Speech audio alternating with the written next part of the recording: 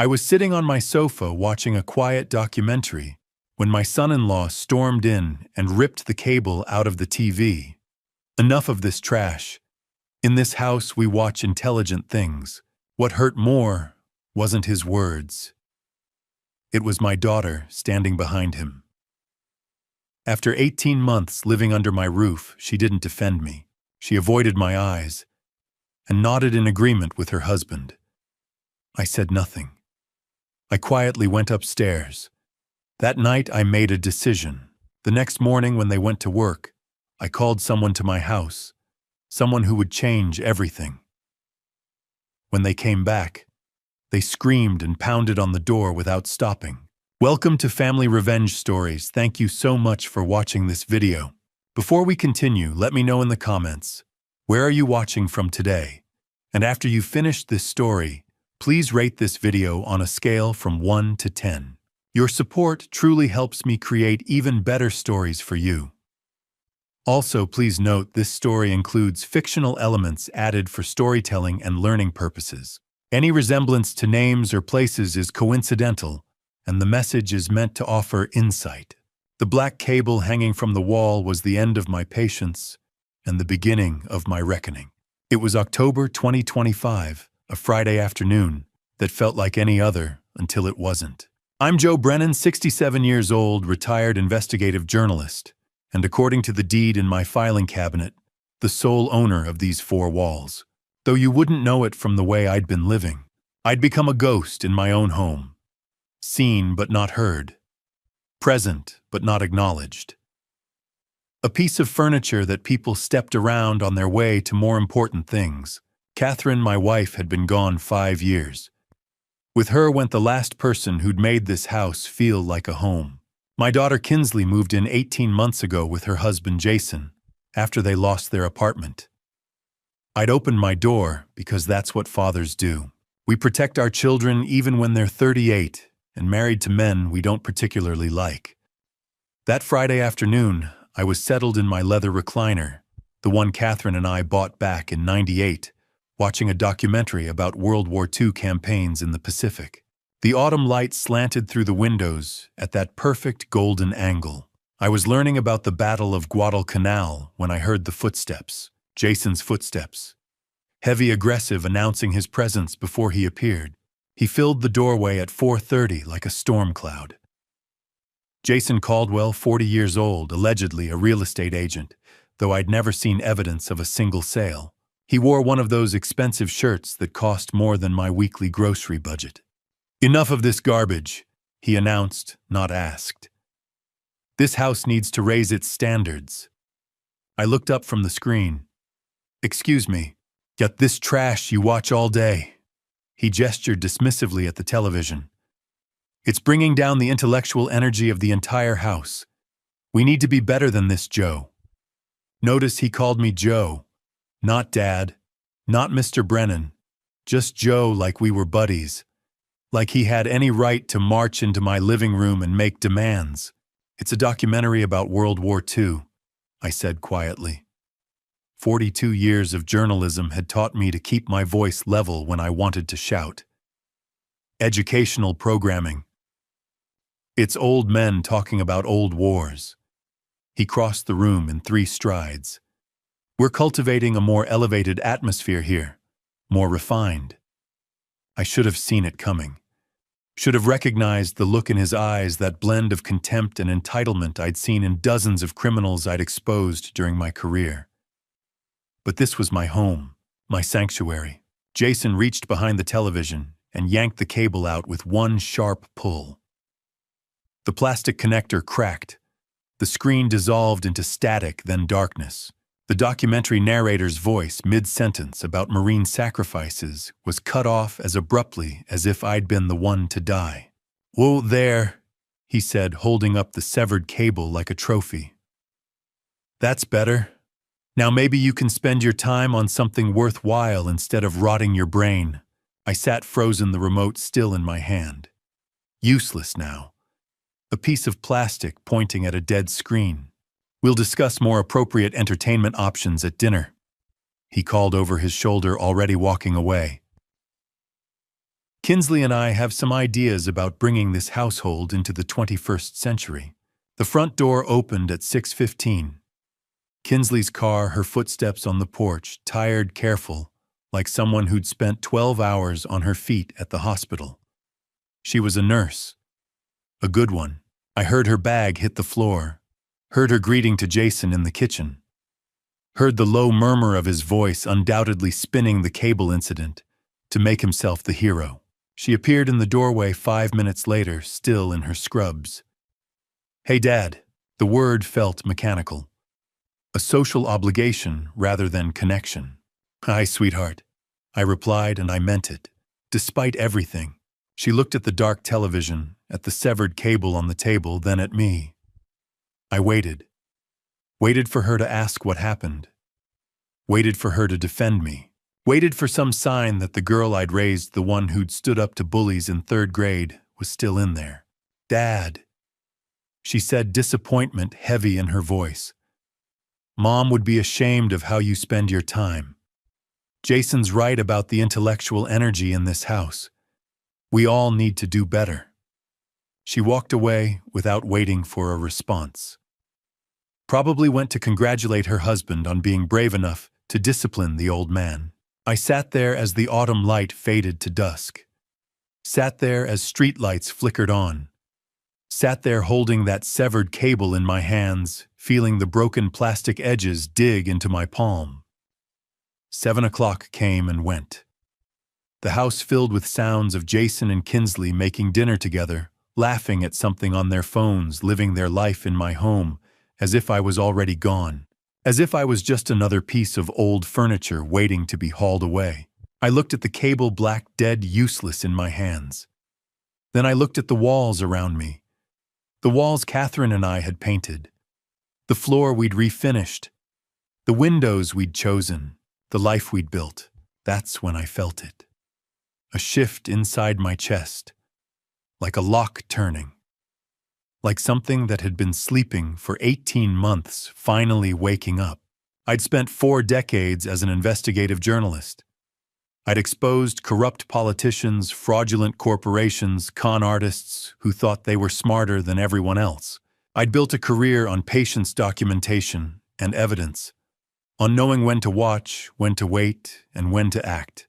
For 18 months I'd been watching and waiting. Watching Jason take over my home. Watching Kinsley drift away. Watching myself disappear one small humiliation at a time.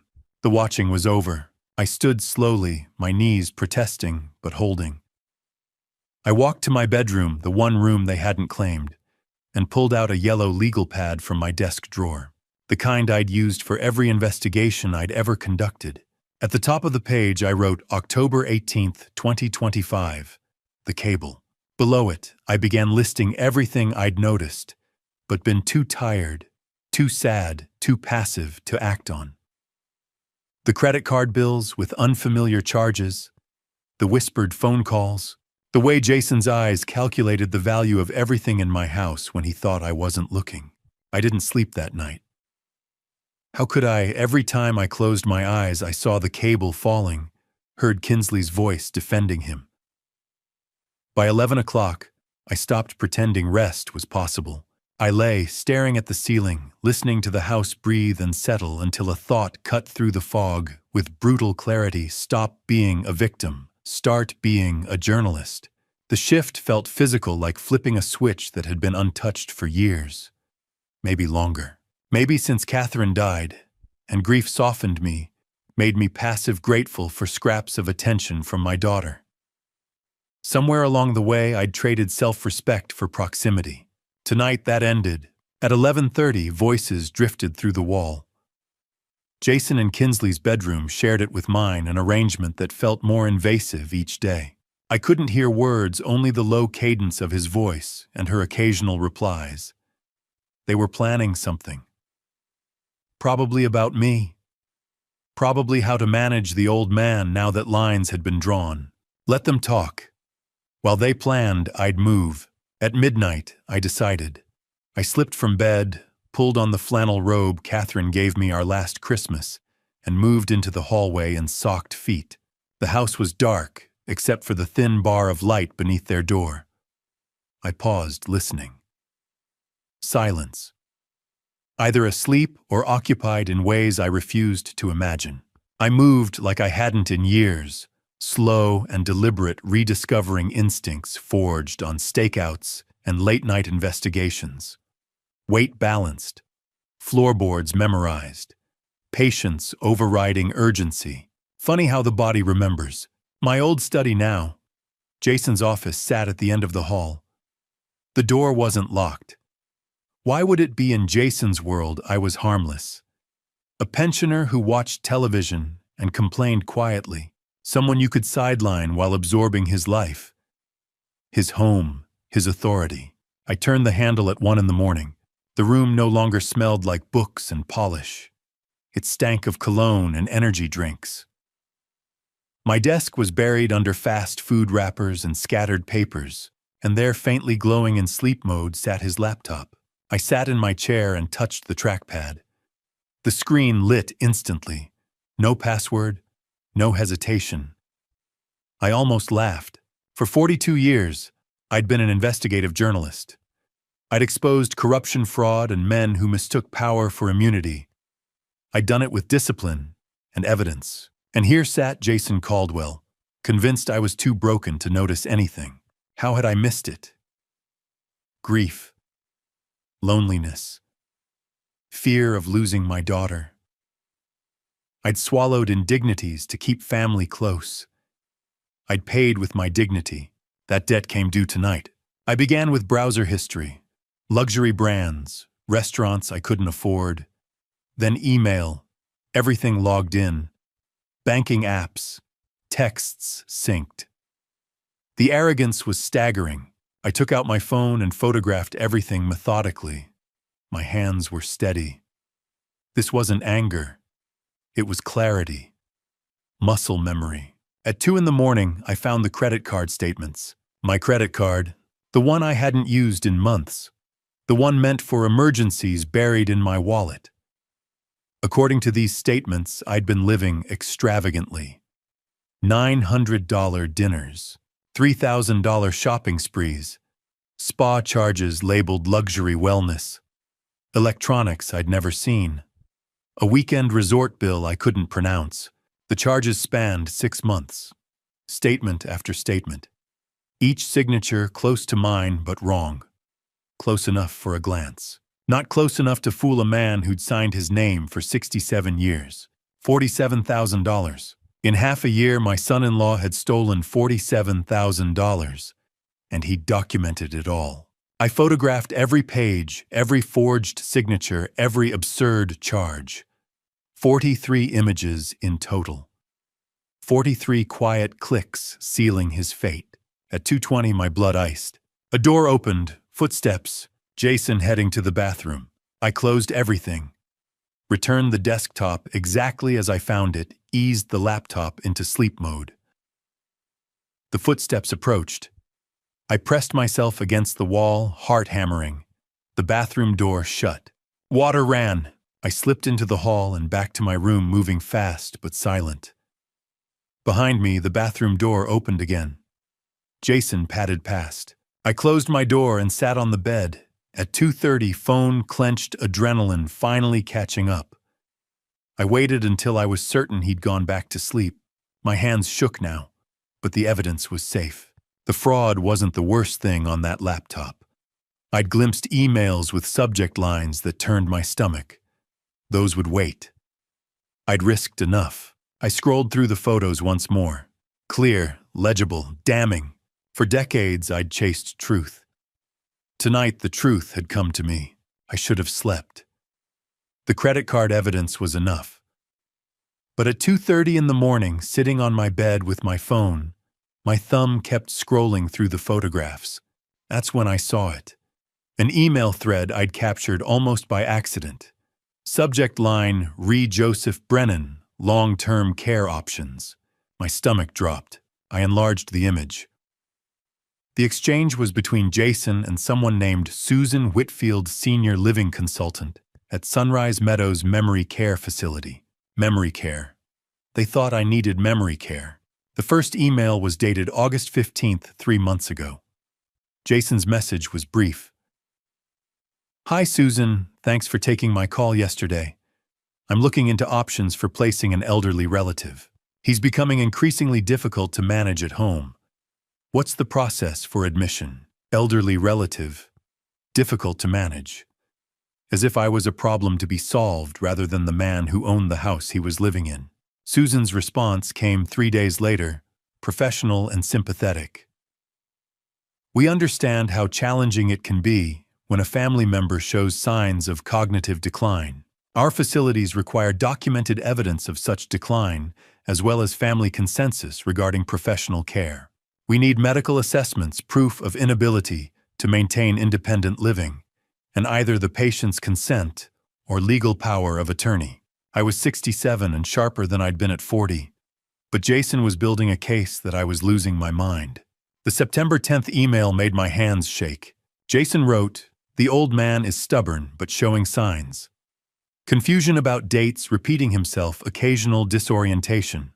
My wife agrees he needs professional care. We're both concerned about his safety. What documentation would you need from us? Lies." Every word was lies. I'd never been confused or disoriented. This was pure fabrication to justify warehousing me while he sold my house, and he claimed Kinsley agreed.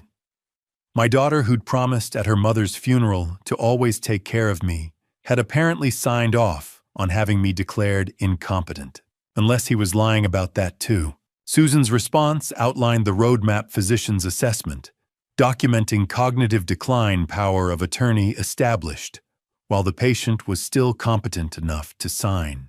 Then admission paperwork. Jason had been laying groundwork. Probably shopping for a doctor willing to diagnose decline in a healthy man, drafting power of attorney documents for me to sign without reading carefully. The final email, dated September 28th, was the most damning. Jason wrote, "Attached is the brochure and preliminary application with his information. Once Joseph is placed in your care and power of attorney transfers, the house can be sold within 90 days. Property value around $800,000. After facility costs are deducted, that should leave a substantial amount for managing his ongoing care. $800,000. My house, the one Catherine and I bought in '83 for $62,000. The house we'd painted together, where we'd raised Kinsley, where we'd built our life. To Jason, it was just an asset to liquidate, and I was just an obstacle to remove." I zoomed in on the attached PDF, an application form for Sunrise Meadows with my full name typed at the top, Joseph Robert Brennan. Date of birth, social security number, all filled in without my knowledge or consent. I looked at Catherine's photo on my nightstand, our 30th anniversary, a year before cancer. She was laughing, eyes bright. "Kate," I whispered, "I wish you were here. You always knew when I was being too soft, too trusting, but she was gone, and I was alone with this mess. I'd let grief and loneliness override my judgment.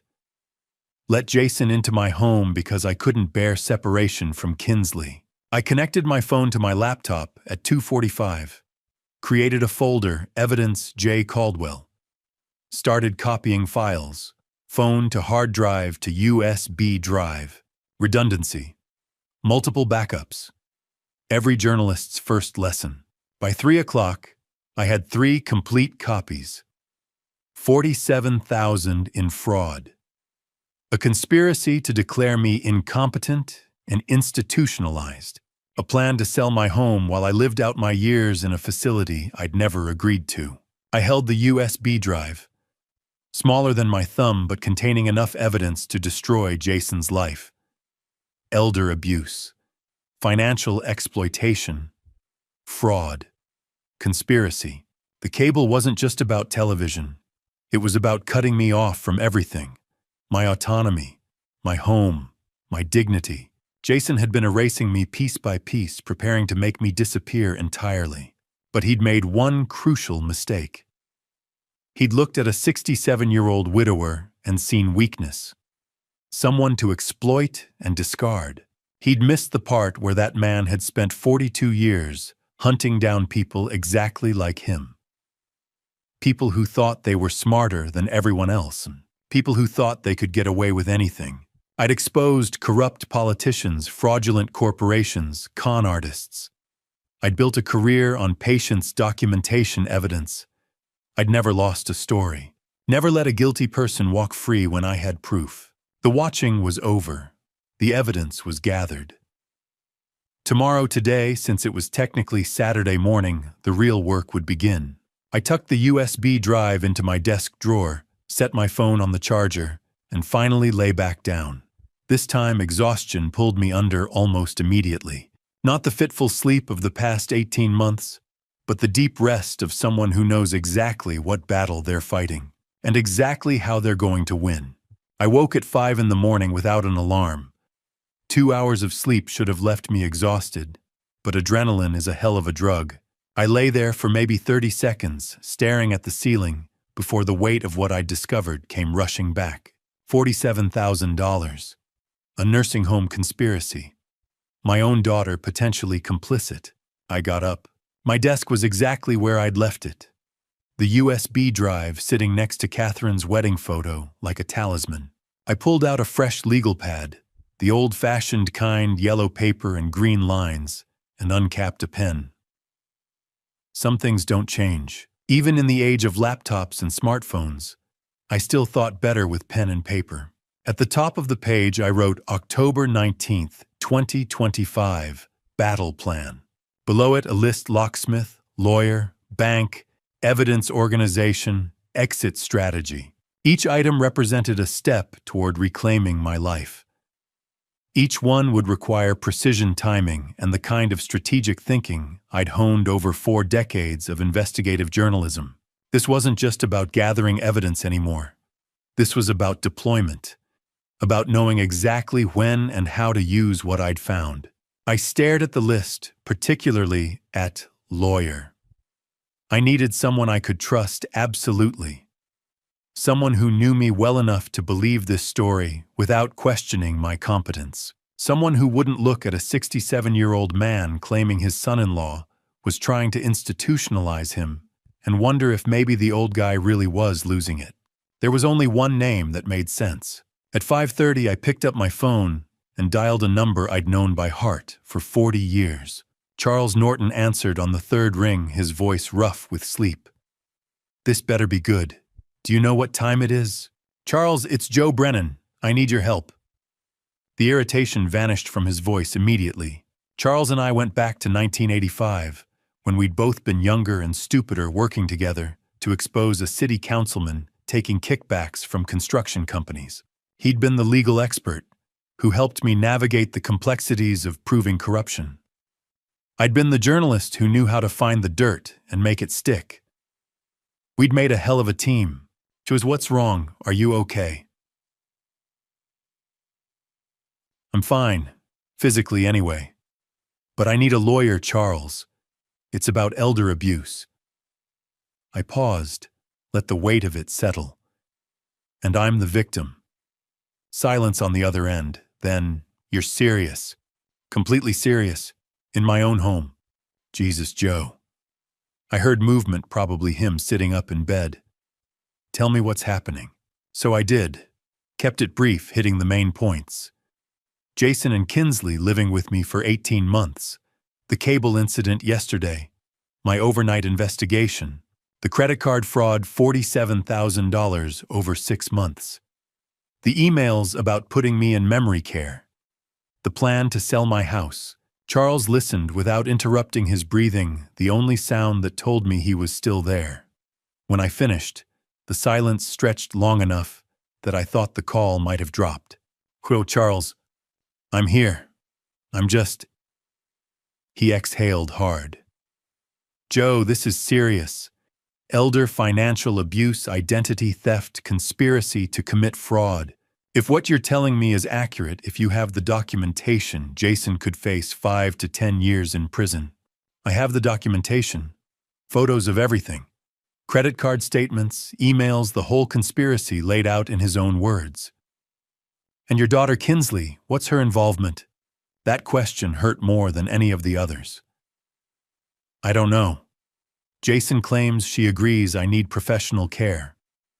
Whether that's true or whether he's manipulating her too, I can't tell yet. Okay. Charles's voice shifted into professional mode, the tone I remembered from 30 years of working together. First thing, don't confront them. Not yet. We need to secure everything legally. Can you meet Monday morning, my office, 9 o'clock? I'll be there. Good. Between now and then, I need you to do a few things. Make copies of everything, multiple copies. Cloud storage, physical drives, whatever you can. Send me a set via encrypted email. And Joe, don't delete anything from his laptop. Don't move anything. We want to preserve the evidence chain. Already ahead of you on the copies. Cloud laptop, USB drive. I heard him smile through the phone. Still got those investigative instincts. Good. We're going to need them.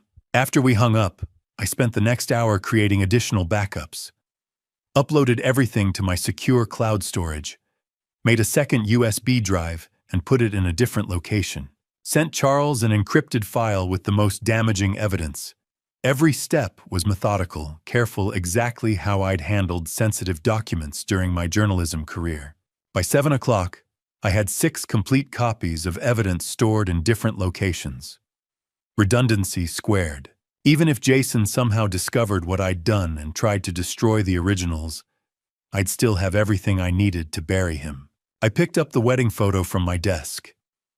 Catherine in her white dress, me in a rented tuxedo that didn't quite fit. 1982, a lifetime ago. She'd been 26, I'd been 39. People had said we were an odd match. Her so young and full of life, me already set in my serious journalist ways. But she'd understood me in ways no one else ever had. You always said I let people walk over me, Kate, I whispered to the photograph. You'd get so frustrated when I'd rather avoid conflict than stand up for myself. Remember when my editor tried to kill that corruption story? You told me if I backed down, you'd never forgive me. I'd published that story. It had cost me 6 months of political warfare and nearly my job, but it had exposed the truth. And Catherine had been proud. So I backed down a lot after you left. Let Jason take over because fighting seemed too hard. Let Kinsley drift away because I was afraid of losing her completely. You'd be disappointed in me. I set the photo down gently. But not anymore. Watch me fight, sweetheart. This one's for both of us. At 8 o'clock, I heard movement upstairs. Water running, footsteps. The sounds of Jason and Kinsley starting their Saturday morning as if yesterday's cable incident had been nothing. As if they hadn't spent months plotting to rob me blind and lock me away. I sat at my desk, legal pad in front of me, evidence secured in multiple locations, lawyer-consulted strategy forming. Jason thought he was dealing with a confused old man, a non-threat, someone who could be pushed around and eventually erased. By Monday morning, he was going to learn exactly how wrong he'd been. I'd spent 42 years taking down people who thought they were untouchable. Jason Caldwell was just another name on a very long list, and I'd never failed to expose the truth yet. The sound of Jason's truck backing out of the driveway at 7:45 that Monday morning was different somehow. Sharper, more final. 5 minutes later, Kinsley's sedan followed her tires crunching over the fallen October leaves that carpeted our street. I watched from the upstairs window until both vehicles turned the corner and disappeared. Then I reached for my phone. Valdez Locksmith Tony speaking. Tony, this is Joe Brennan over on Maple Drive. I need all my locks changed. Every entry point. Today. There was a brief pause on the line. Tony Valdez had been in business in our neighborhood for 30 years. He'd rekeyed my house back in 2003 when we'd lost a set of keys at the grocery store. Catherine had been with me that day, laughing about how we'd torn the car apart looking for them. How soon can you be here, Joe? 9 o'clock work for you? I'll be there. Standard deadbolts on all doors. Big high security. The best you've got. Another pause, shorter this time. Tony was a pro. He knew when not to ask questions. Got it. See you at 9. I hung up and looked at the clock. 1 hour and 15 minutes until the first lock turned. Until the first piece of my home became mine again. I spent that hour moving through the house like a ghost, cataloging everything that would soon be behind new locks. The front door where Jason had stood 2 nights ago with that black cable in his hand. The back door where he'd started parking his truck too close to mine, boxing me in. The garage door, the basement entrance. 4 points of entry. 4 places where they'd come and gone as they pleased, treating my home like it was already theirs. At 8:55, Tony's white van pulled into the driveway. I met him at the door before he could knock. "Morning, Joe." He was carrying 2 heavy toolboxes and had a duffel bag slung over his shoulder. Professional, efficient. "Let's start with the front door, then work our way around, whatever you think is best." He set down his equipment and pulled out a drill. "This won't take long." High-security deadbolts, thumb turn on the inside, keyed on the outside. "You'll get 5 sets of keys for each lock. 5 sets." I hadn't thought about that. 5 sets meant control. 5 sets meant I could decide who got in and who stayed out.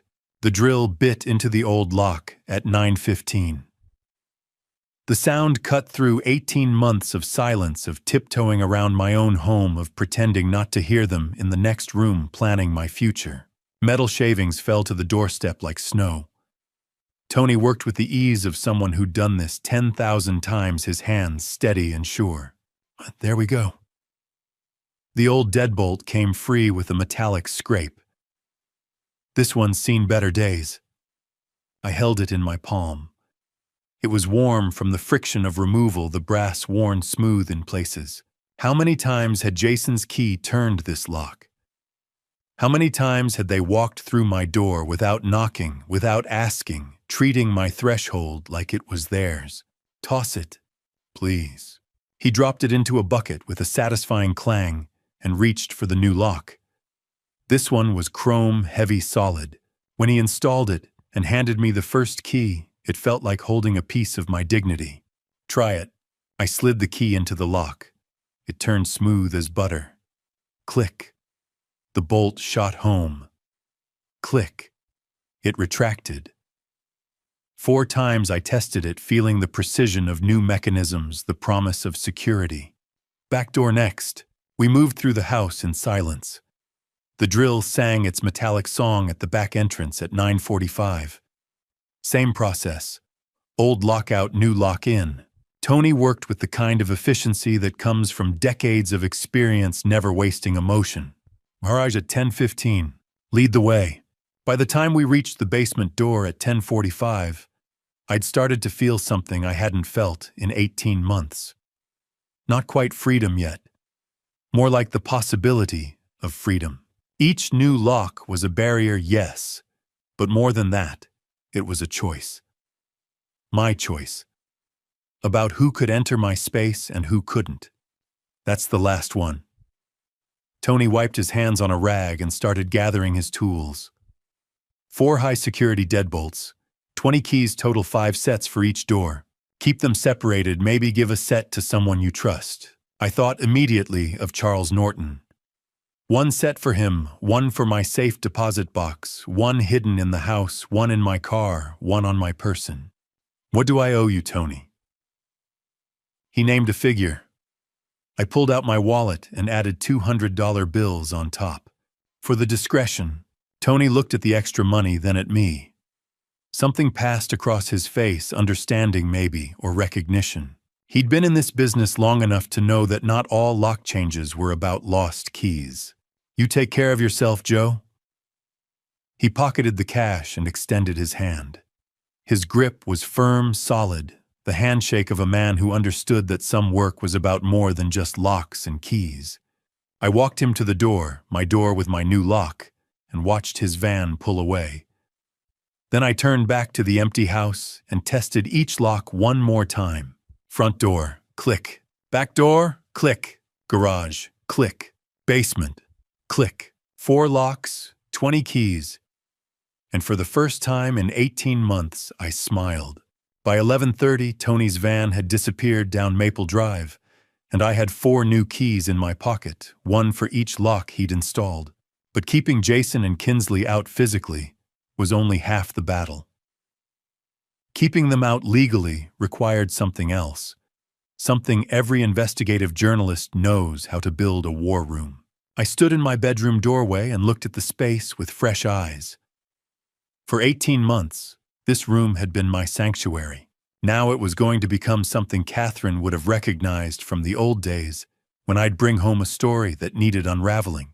The desk came first. I cleared everything off lamp library books, the framed photo of Catherine and me at Niagara Falls. Everything went to the dresser. The desk surface needed to be empty, ready for organization. Then I pulled out the yellow legal pad where I'd started taking notes Friday night. The credit card statements I'd photographed. The screenshots of emails between Jason and Susan Whitfield. 43 photos total, all backed up in 6 locations. Time to make them tell a story. I'd spent 42 years at the Chicago Tribune making evidence speak. This was no different. Just more personal. I started with the wall above my desk. 18 months of my life reduced to a timeline written on sticky notes. April 2024, Jason and Kinsley move in. Temporary, they'd said. June 2024, first irregular charge. $890 at a steakhouse. August 2024, Jason starts talking about how I'm wasting money on utilities. October 2024, I catch him going through my mail. He laughs it off. February 2025, the nursing home emails begin. Jason to Susan Whitfield. Looking to arrange care for an elderly relative. September 2025, Susan sends the Sunrise Meadows brochure. Application filled out with my information. My signature forged. October 18th, 2025, Jason cuts the cable. October 21st, 2025. Tony installs new locks. I take my house back. I stepped back and looked at the wall. When you saw it laid out like that, the pattern was unmistakable. This wasn't a son-in-law who'd overstayed his welcome. This was a predator who'd been circling from the start. Next came the evidence categories. 3 folders, 3 colors. I'd learned this system covering the city corruption scandal back in 2009. Red folder, financial evidence. Credit card statements showing $47,000 in fraudulent charges. Screenshots of my forged signature compared to my real one. Bank records showing my checking account balance dropping from comfortable to concerning. Blue folder, communication evidence. Every email between Jason and Susan Whitfield. The nursing home brochure. Text messages I'd photographed from Jason's phone last week. Messages to Kinsley about when the old man's out of the picture. Green folder, witness statements. Barbara Peterson next door had seen Jason carry boxes from my basement back in July. Arthur Coleman, 3 doors down, had heard Jason on the phone talking about property values. Karen Phillips across the street had noticed I'd stopped waving hello around, the same time Jason started answering my doorbell. The folders went on the desk, left to right. Beginning, middle, end. At 11:45, I picked up my phone and dialed a number I hadn't called in 6 months. Stephen Hughes. Steve, it's Joe Brennan. Silence. Then, Joe, haven't heard from you since spring. Everything okay? Stephen Hughes and I had worked together for 20 years at the Tribune. He'd moved to the Sun-Times in 2015, but we'd stayed in touch, the kind of friendship built on shared newsroom cynicism. I need a favor. Can you track down an address for me? Oh, what kind of address? The kind someone needs when they lose their apartment and have to find something cheap. Fast. Stephen knew better than to ask too many questions. Give me 2 hours. I'll text you. Thanks, Steve. I hung up and went back to the desk. One more piece to complete the war room. The summary. In journalism, we called it the nut graph, the paragraph that explained the whole story. I opened my laptop and started typing. The 5 W's. Who, what, when, where, why. Joseph Brennan, 67, retired investigative journalist, is the sole owner of a residential property valued at approximately $800,000.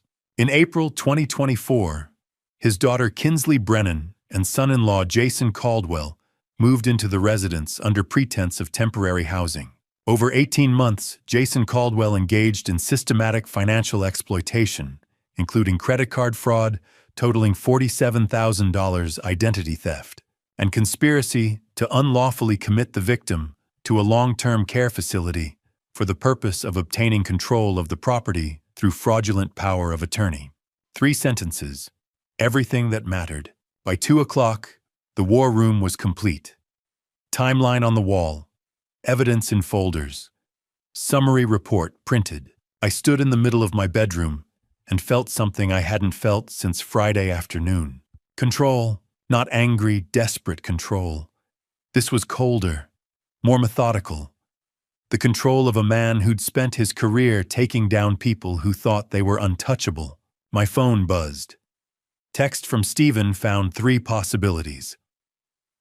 Oak Towers on 4th Street is closest and cheapest. Studio apartments. Month-to-month leases. I saved the address and looked at the war room one more time. Evidence collected. Timeline established. Witnesses identified. The war room was ready. The evidence was sorted. Now came the part every journalist understands: proof means nothing if you don't act. Untouched facts are just paper in a folder. At 2:30, I grabbed my car keys and drove to Community First Bank on Oakwood Avenue. The same branch where Catherine and I opened our first joint account in 1983.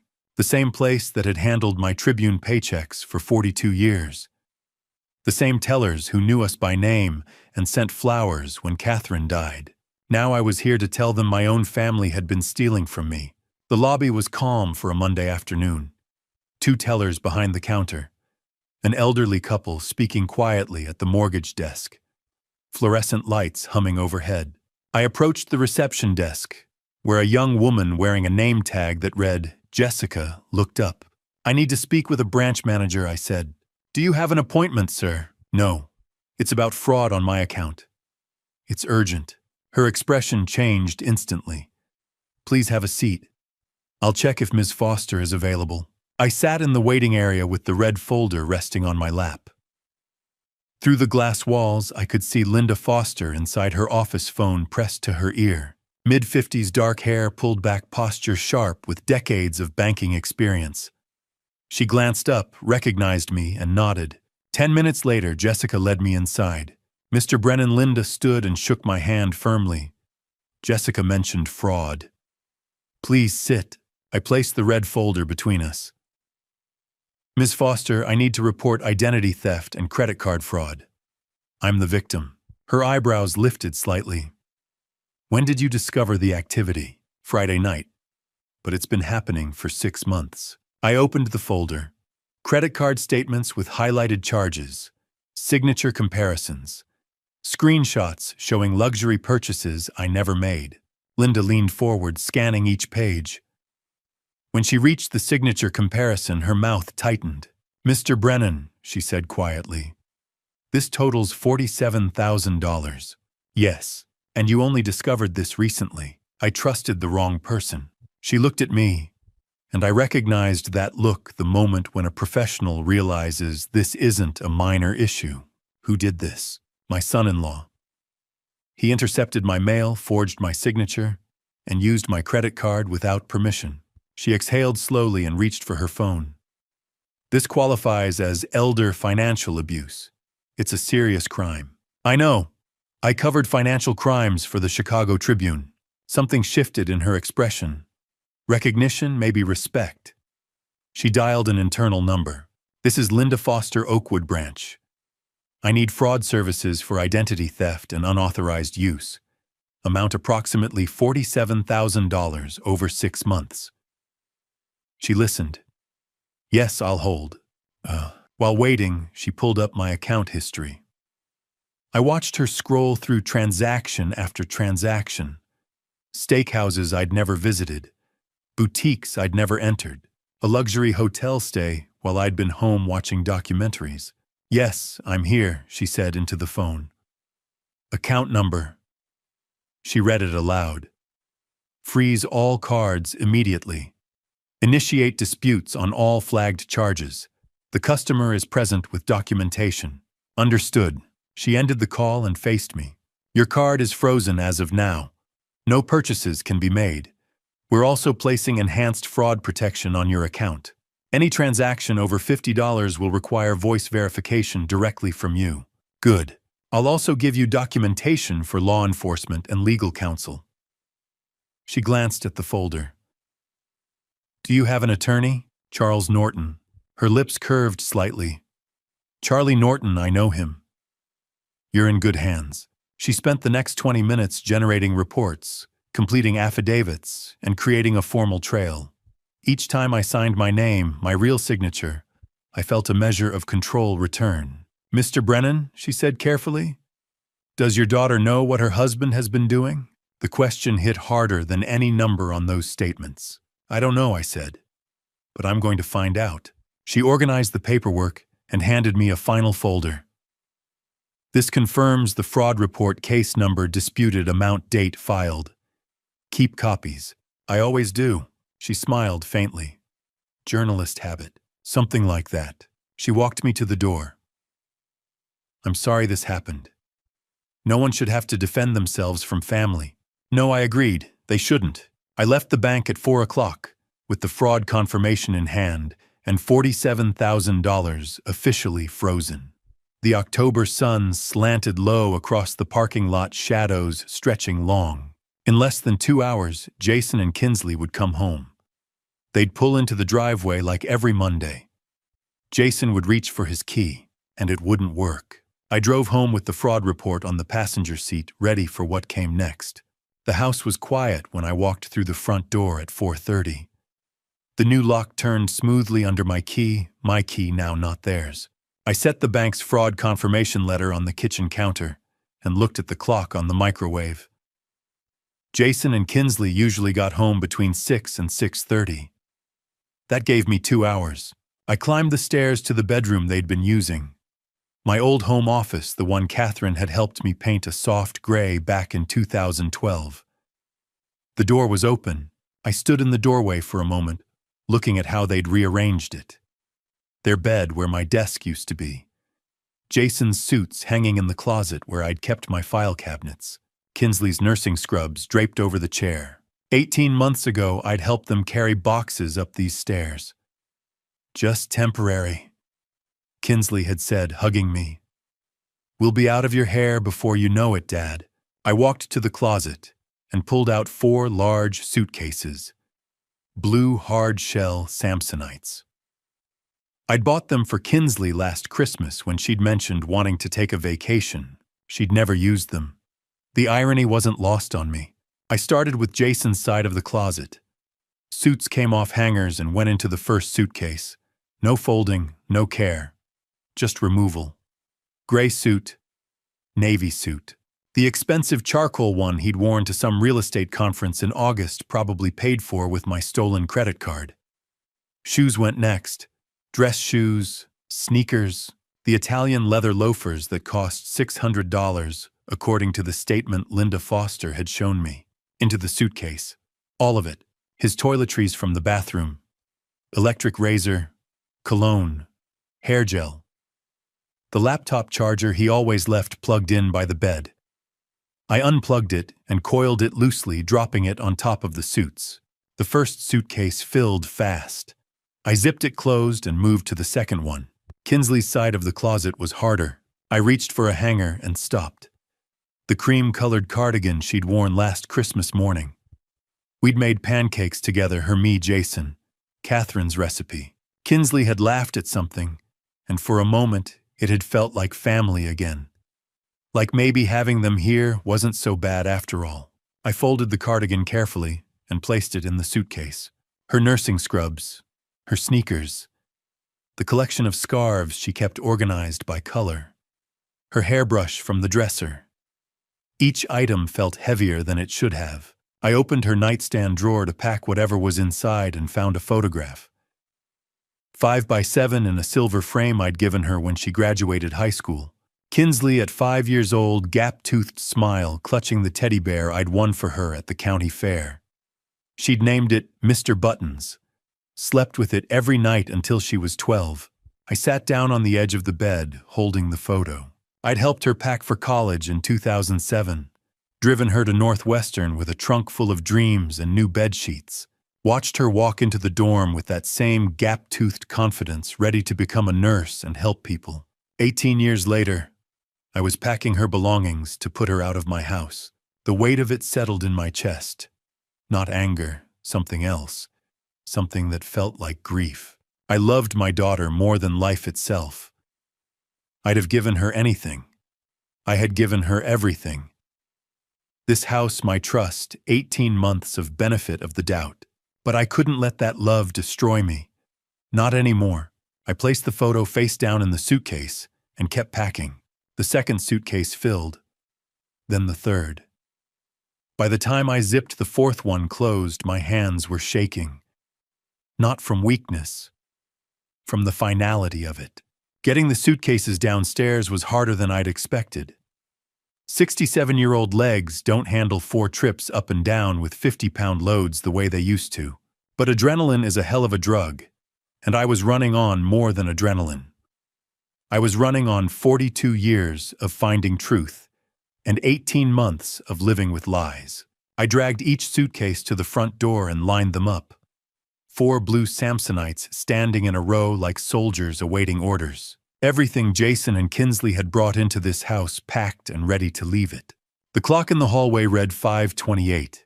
I walked to the living room and sat in the armchair, the one Catherine had loved, the one that faced the front window. From here, I could see the driveway. I could see when they pulled in, when Jason tried his key and realized it didn't work, when they saw the suitcases. I thought about the war room upstairs, the timeline on the wall, the evidence in folders, the fraud report from the bank in the kitchen, Charles Norton's office tomorrow morning at 9. I thought about the black cable lying in the box of old electronics in the basement, the cable that had changed everything. And I thought about Kinsley, my daughter, the gap-toothed 5-year-old who'd believed I could do anything, the 38-year-old woman who'd stood in this living room 3 nights ago and taken her husband's side while he humiliated me. Did she know? Had she known about the credit cards? The nursing home plan? Or had Jason played her the same way he'd played me? I didn't know. But in less than an hour, I was going to find out. The house settled around me. The refrigerator hummed. The October sun slanted lower through the windows, casting long shadows across the hardwood floors. Catherine and I had refinished together in 1998. I sat in the armchair and watched the driveway, and I waited. The wait ended at exactly 6:07. I heard Jason's truck first, that aggressive rumble he thought made him sound successful. Then Kinsley's sedan, quieter, pulling in right behind. I didn't move from the armchair. I just listened. Car doors. 2 of them. One slam, one soft close. Footsteps on the front walk. The scrape of shoes on the welcome mat Catherine had picked out at Target back in 2016. The mat that said "Home Sweet Home" in careful cursive. Then the sound I'd been waiting for. Metal on metal. A key sliding into a lock that no longer recognized it. Scraping, jiggling, a confused grunt. What the? Jason's voice muffled through the door. Key's not working. Must be stuck or something. Let me try. Kinsley's voice. Softer. Still trusting that there was a simple explanation. More scraping, more jiggling. The doorknob rattled. That's weird. Mine's not working either. I sat perfectly still in Catherine's chair. Through the front window, I could see their shadows on the porch. Jason bent over the lock. Kinsley standing behind him, her purse still on her shoulder. This doesn't make any sense. Jason's voice had changed. Sharper now. Suspicion creeping in. Joe, you in there? I didn't answer. The doorknob shook harder, metal grinding against metal. "I'm Joe if this is some kind of joke." "Maybe he's not home," Kinsley said. "Maybe there's something wrong with the lock. We should call a locksmith." "His car's in the driveway, Kins. He's home." Through the window, I watched Jason straighten up. Watched him look at Kinsley. Watched the moment when confusion started turning into something else. "Come on." His shadow moved away from the door. "Back entrance." I listened to their footsteps circle the house. Listened to them disappear around the corner. At 6:12, I heard them at the back door. The same sounds: key, lock, failure, frustration. At 6:15, the garage door. Jason's voice carried through the walls. "What the hell is going on?" At 6:18, I heard them at the basement window. The one that stuck in humid weather. The one Jason had jimmied open last summer when I'd locked myself out working in the garden. It didn't open now. Tony Valdez had been thorough. The footsteps came back around to the front. Faster this time. Heavier. Then the pounding started. "Accuse." Jason's fist hit the door 3 times. Hard enough to rattle the frame. "I know you're in there, open the door." I stayed seated, kept my breathing steady, kept my eyes on the window where I could see him red-faced. Now Ty loosened one hand, braced against the door frame, while the other hammered. "Jason." Kinsley's voice was worried now. Actually worried. Jason calmed down. "Maybe something's wrong. Maybe Dad's hurt, or something's wrong, all right." Another 3 pounds on the door. That old bastard changed the locks. Silence. I watched Kinsley's shadow go still. "What?" "The locks, Kinsley. He changed the goddamn locks. That's why our keys don't work." "But why would he do that? How the hell should I know?" "Maybe he's finally lost it. Maybe we need to call someone. Have him evaluated." "Joe." More pounding. The door shook in its frame. "Open this door right now!" Across the street, I saw movement in Barbara Peterson's window. The curtain pulled aside just an inch. Barb's face pale in the evening light, watching. Good. Witnesses mattered. "You can't just lock us out." Jason was shouting now. Full volume. The kind of shouting that carried down suburban streets on quiet October evenings. "This is my house too, I live here." "Jason, please." Kinsley's voice was small, scared. Not of me, I realized. Of him. Of whatever was happening that she didn't understand yet. "Open the goddamn door." The pounding intensified. Both fists now. The kind of noise that would have the neighbors calling the police if I let it go on much longer. I looked at the clock on the mantel. 6:19. 12 minutes since they'd arrived. 12 minutes of escalation. Of Jason revealing exactly who he was when things didn't go his way. I stood up slowly. My knees protested too much time sitting, too much adrenaline wearing off. I walked past the 4 blue suitcases lined up like soldiers, past the kitchen where the fraud report still sat on the counter, into the front hallway where the pounding was loud enough to hurt my ears. Through the peephole I could see Jason, face red, veins in his neck standing out, fist raised for another round of hammering. Behind him, Kinsley, hands pressed to her mouth, eyes wide. My daughter, 38 years old, and looking like she had at 5, scared, confused, needing someone to explain what was happening. I unlocked the deadbolt, the new one. The one that had cost me $240 and Tony Valdez's discretion. Then I opened the door. I opened the door exactly 6 inches. Just enough for them to see my face, not enough to step inside. The security chain stretched tight between us, a visible boundary they had crossed and could not undo. Jason's eyes dropped to the chain, then snapped back to me. Shock flickered into confusion, then hardened into rage. "Can I help you?" My voice was calm, steady. The voice I used in interview rooms when I needed someone to talk themselves into the truth. "Help us." Jason's face flushed red. What did you do to the locks? What the hell is wrong with you? This is my house. Actually, Jason, you may want to check the deed. This is my house, my name. Mortgage paid off in 2008. You were a guest. Past tense.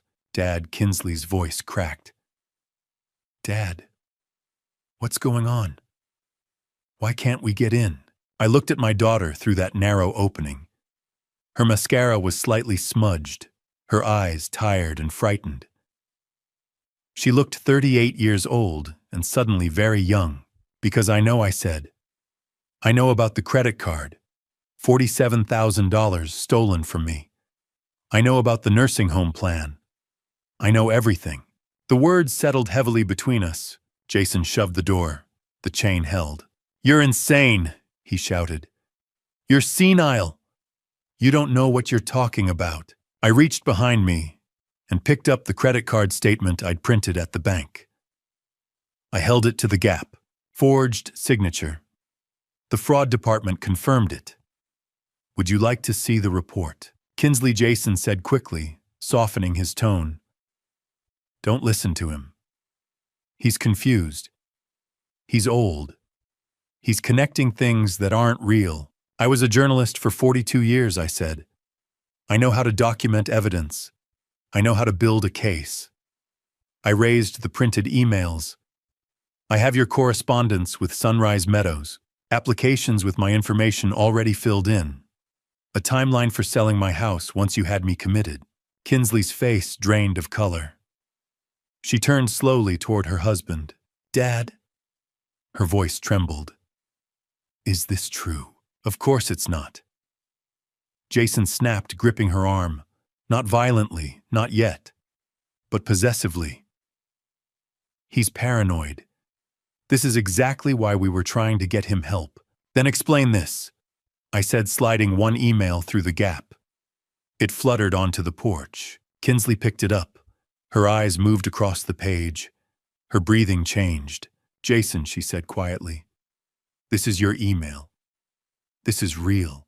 Kinsley, let me explain. You were going to put my father in a nursing home. Her voice rose. You were going to sell his house without telling me. It wasn't like that. Then what was it like? Jason turned back to me. The mask cracked completely. This is your fault, he hissed. You're stubborn. You can't live alone. You need care. We were trying to help you by stealing $47,000. That money was going to be ours anyway. When you died, when the house sold, we were just speeding things up. Silence fell. Kinsley stared at him. What did you just say? Jason froze. He knew what he'd done. The truth was out raw and irreversible. You don't understand, he said desperately. This house is worth $800,000. $800,000. And it's wasted on one old man. He lunged. The chain caught him. The door frame rattled. I stepped back but held my ground. I suggest you step away, I said calmly. Barbara Peterson across the street is watching, and assault is a crime. Jason backed off, chest heaving. His hands shook with restrained fury. He pulled out his phone. Fine. I'm calling the police. Reporting elder abuse. You're not competent. Please do, I said. I have the fraud report, the forged signatures, the emails, and a meeting with my attorney tomorrow morning. Charles Norton. His finger hovered over the screen. You're bluffing. I spent 42 years calling bluffs, Jason. I don't bluff. Behind him, Kinsley had collapsed onto the porch steps, the email clutched in her hands. Her shoulders shook. Kinsley, I said gently. Did you know about the card, about the nursing home? She looked up at me through the gap eyes, red and wet. No, she whispered. I swear I didn't know. I believed her. Jason lowered the phone. You can't do this, he said. We have rights. You don't, I replied. You're not on the deed. Your belongings are packed. 4 suitcases. You can collect them now. Where are we supposed to go? I don't know, I said. But you should have thought about that earlier. Jason stared at me, hatred naked in his eyes. This isn't over. Yes, I said softly, it is. I closed the door, turned the deadbolt, heard it lock, and through the wood and steel I heard my daughter begin to cry. Red and blue lights washed across the front of my house at 6:45. Two police cruisers pulling up to the curb with that deliberate slowness that says we're here, everyone pay attention. I watched through the living room window as the lights painted the October evening in strobing colors. Across the street, Barbara Peterson's front door opened.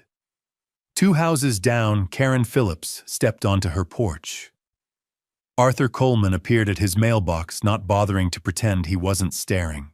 The cavalry Jason had called. Or maybe the witnesses I needed. 2 officers emerged from the cruisers.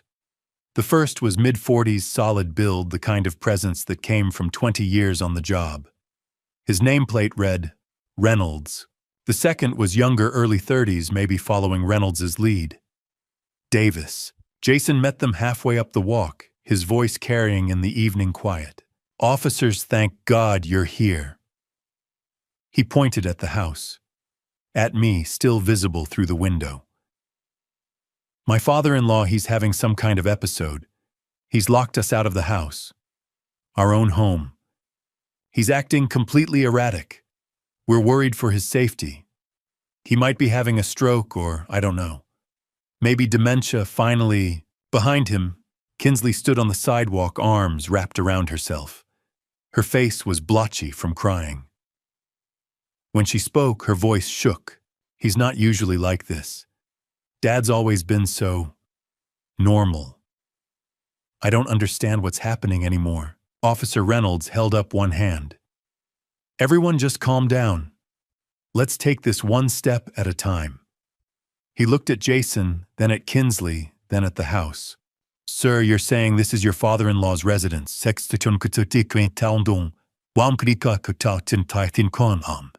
Yes, but we've been living here for 18 months. We're family. We have rights. And is he the homeowner, legal owner? Jason hesitated. Just a fraction of a second. Well, yes, technically, but... Then let's start there. Reynolds walked up to the front door. Knocked. Professional. Firm. Sir, police. Can you come to the door, please? I was already there, standing behind the door I'd closed 15 minutes ago. I opened it, the same 6 inches chain still engaged. Officer Reynolds. Yes, sir. Are you the homeowner? I am. Joseph Brennan, sole owner. Paid off the mortgage in 2008. Reynolds nodded slowly. His eyes took in the chain, the 6-inch gap, my calm demeanor. Mr. Brennan, your son-in-law called us. He says you've locked them out. He's concerned about your mental state. Officer, I'm a retired investigative journalist. I worked for the Chicago Tribune for 42 years. My mental state is fine. What's not fine is the $47,000 they stole from me. I paused. Could I show you something inside just you? Reynolds glanced back at Jason and Kinsley, then at his partner. Mr. Caldwell, Mrs. Brennan, please wait here with Officer Davis. I'm going inside to speak with Mr. Brennan. But that's you can't just... Jason started. Sir, this is his property. If he invites me in, I'm going in. Please wait here. I unhooked the chain and opened the door. Reynolds stepped through.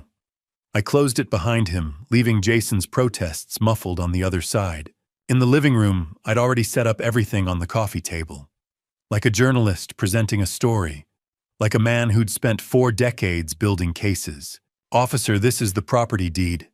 My name only. This is my paid-off mortgage statement from 2008. I laid them out. These are credit card statements showing $47,000 in fraudulent charges over the past 6 months. These are signature comparisons, mine versus the forgeries. These are emails between my son-in-law and a nursing home consultant planning to have me committed so they could sell my house. Reynolds pulled out a small flashlight and examined each document. Took his time. 5 full minutes of careful review. Finally, he looked up. Mr. Brennan, what you're describing is elder financial abuse. identity theft, potentially conspiracy to commit fraud. You have every right to refuse them entry to your home. In fact, given this evidence, I'd advise it. I just want my house back, officer, and I want them held accountable. I'll need to file a report. You should contact an attorney. He paused, noticing Charles Norton's business card on the table. I see you already have. That's good. That's very good. He made notes in a small pad, photographed several of the documents with his phone camera. When he was satisfied, he stood. Mr. Brennan, you're the victim here, not them. Don't let anyone tell you different. We walked back to the front door together. When Reynolds opened it and stepped out, Officer Davis was standing with Jason and Kinsley exactly where they'd been left, neighbors still watching from porches and doorways, the blue and red lights still painting everything in alternating colors. Reynolds walked down the porch steps and faced them. Mr. Caldwell, Mrs. Brennan, I've reviewed the situation. This property belongs to Joseph Brennan. He has provided documentation of financial crimes committed against him. You are not legal residents of this property. You need to leave. Now. Jason's face went red. This is absolutely insane. We live here. That old man is making things up. He's confused. Sir, I've seen the documents, bank statements, forged signatures, email correspondence about nursing home placement without his knowledge or consent. If you don't leave this property voluntarily in the next 5 minutes, I will arrest you for unlawful trespass and potentially for the crimes Mr. Brennan has documented. You can't be serious. I'm very serious, Mr. Caldwell. Officer Davis cleared his throat. Officers, there are 4 suitcases by the front door. Looks like Mr. Brennan has already packed their belongings. Reynolds glanced at me. I nodded. But then I suggest you collect them and leave. Now. The humiliation of it must have been excruciating. Jason Caldwell, who'd walked these streets for 18 months like he owned them now, forced to carry suitcases to his truck under the eyes of Barbara Peterson, Karen Phillips, Arthur Coleman, and half the block. He grabbed 2 suitcases. Didn't look at me, didn't look at the neighbors, just stormed to his truck with that aggressive stride that didn't quite hide the rage shaking his shoulders. Kinsley stood frozen on the sidewalk staring at the other 2 suitcases. Then she looked up at me, still standing in the doorway. Dad, 1 word. That's all she said. 1 word that contained 18 months of history and 38 years of being my daughter and the weight of realizing she'd chosen the wrong side. I didn't respond. Couldn't. The words were tangled somewhere between my heart and my throat, trapped by everything I wanted to say and everything I couldn't. She picked up the other 2 suitcases, walked to Jason's truck, loaded them in the back without looking at him either. They got in. Engine started. Jason backed out of the driveway, my driveway, for the last time. The truck rolled down Maple Drive, taillights getting smaller, turning the corner, disappearing. Officer Reynolds approached me where I still stood in the doorway. Mr. Brennan, you did the right thing. I know it doesn't feel like it right now, but you protected yourself. That matters. Yeah, thank you, officer. File that report with your attorney. Prosecute if you can. People like that, they don't stop until someone makes them. He handed me a card with his report number on it. Then he and Officer Davis got back in their cruisers and drove away, taking the blue and red lights with them. The street went dark again. Normal suburban October evening dark. Slowly, the neighbors went back inside. Barb Peterson last lingering on her porch, catching my eye. She nodded once. Just once. Then she went in too. I stood in my doorway, my house, my lock, my key, and looked at the empty driveway. 7:15 on a Monday night. 18 months of invasion ended in 30 minutes. I went inside and closed the door. By 8 o'clock, the street had gone quiet again. The neighbors had retreated indoors, though I was certain phones were ringing behind drawn curtains, voices replaying what they'd just witnessed. The police cruisers were gone. The red and blue lights had faded into memory, and I was alone, truly alone for the first time in 18 months. I closed the door, my lock, my house, and leaned back against it. I stood there with my eyes closed, drawing in a slow, careful breath, the kind I hadn't been able to take since April of 2024. The silence felt different. Not the tense silence of watching my words, wondering if Jason would be in one of his moods, or if Kinsley would give me that look that said, "Let it go, Dad." This silence had weight, but it didn't crush me. It belonged to me. I walked through the house slowly. The living room first. The armchair where I'd sat earlier waiting for them to come home. The coffee table where I'd laid out evidence for Officer Reynolds less than an hour ago. Everything was still. Everything intact. The kitchen came next. Jason's coffee mug sat in the sink, the expensive ceramic one with a smug quote about success. I washed it, dried it, and put it in the cabinet. Tomorrow I'd donate it. Tonight I just needed it gone. His shoes waited by the back door. Size 11 Nikes, barely worn.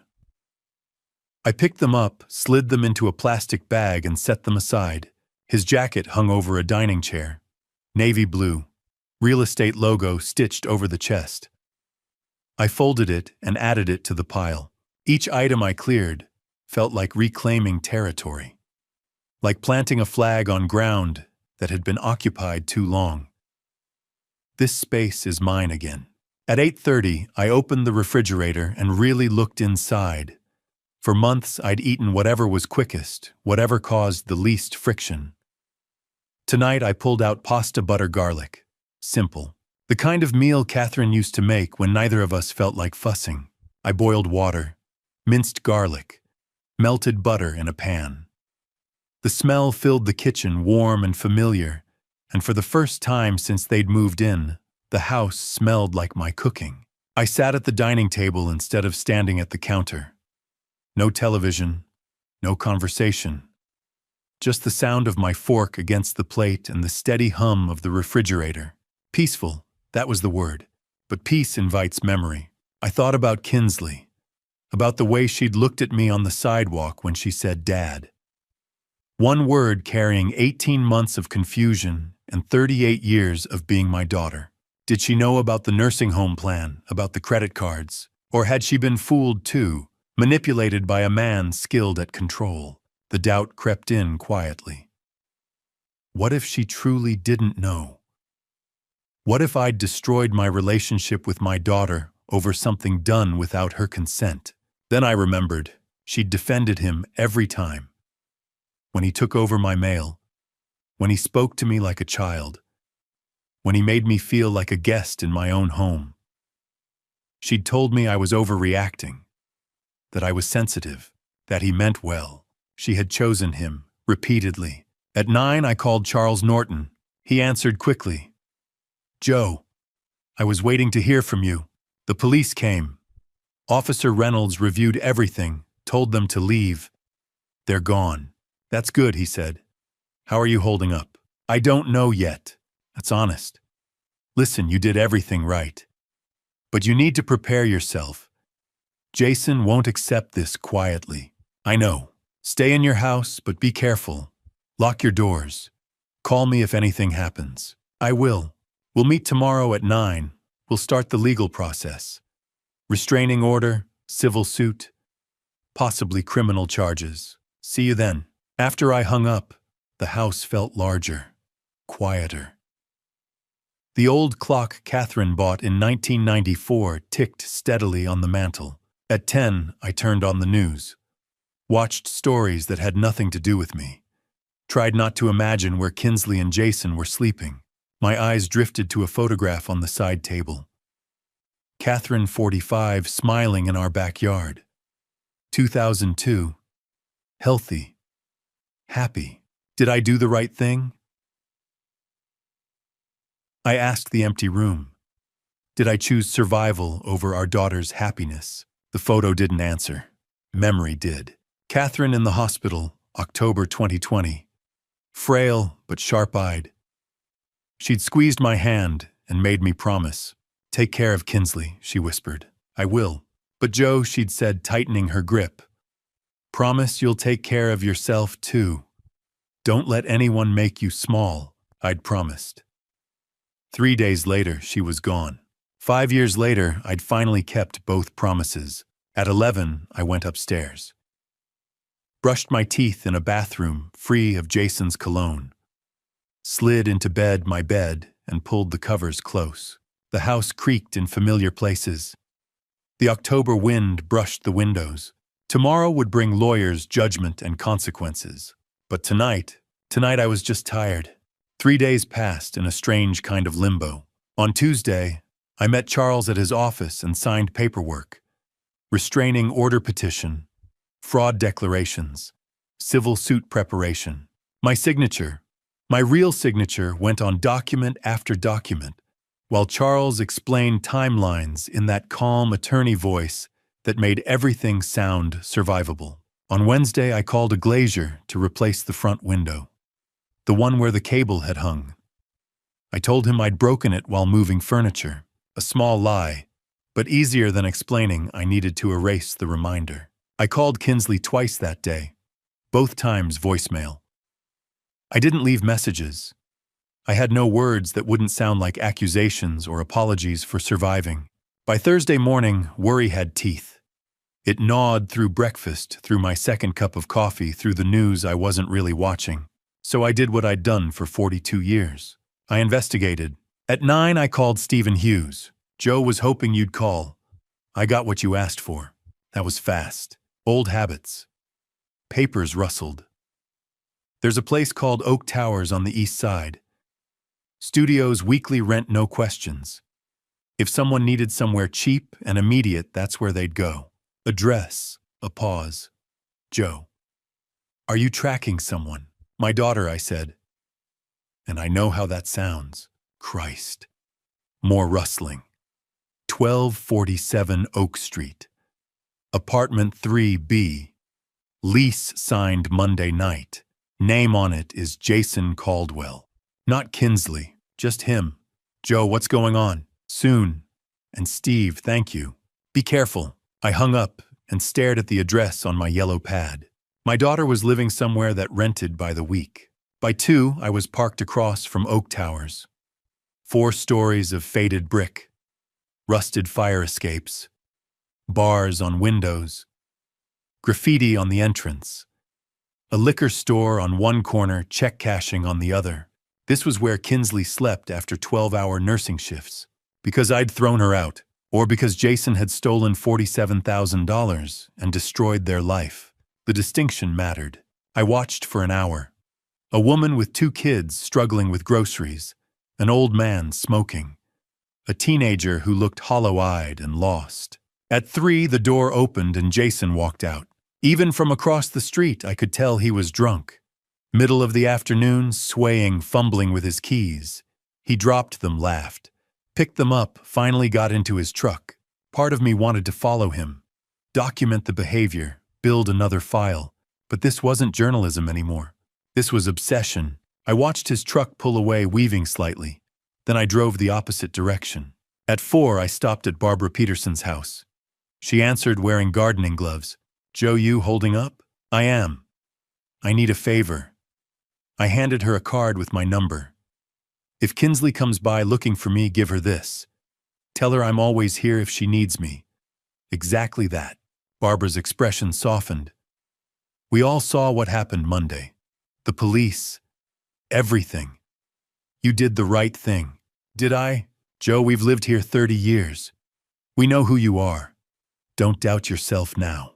I nodded and left before I said something I couldn't take back.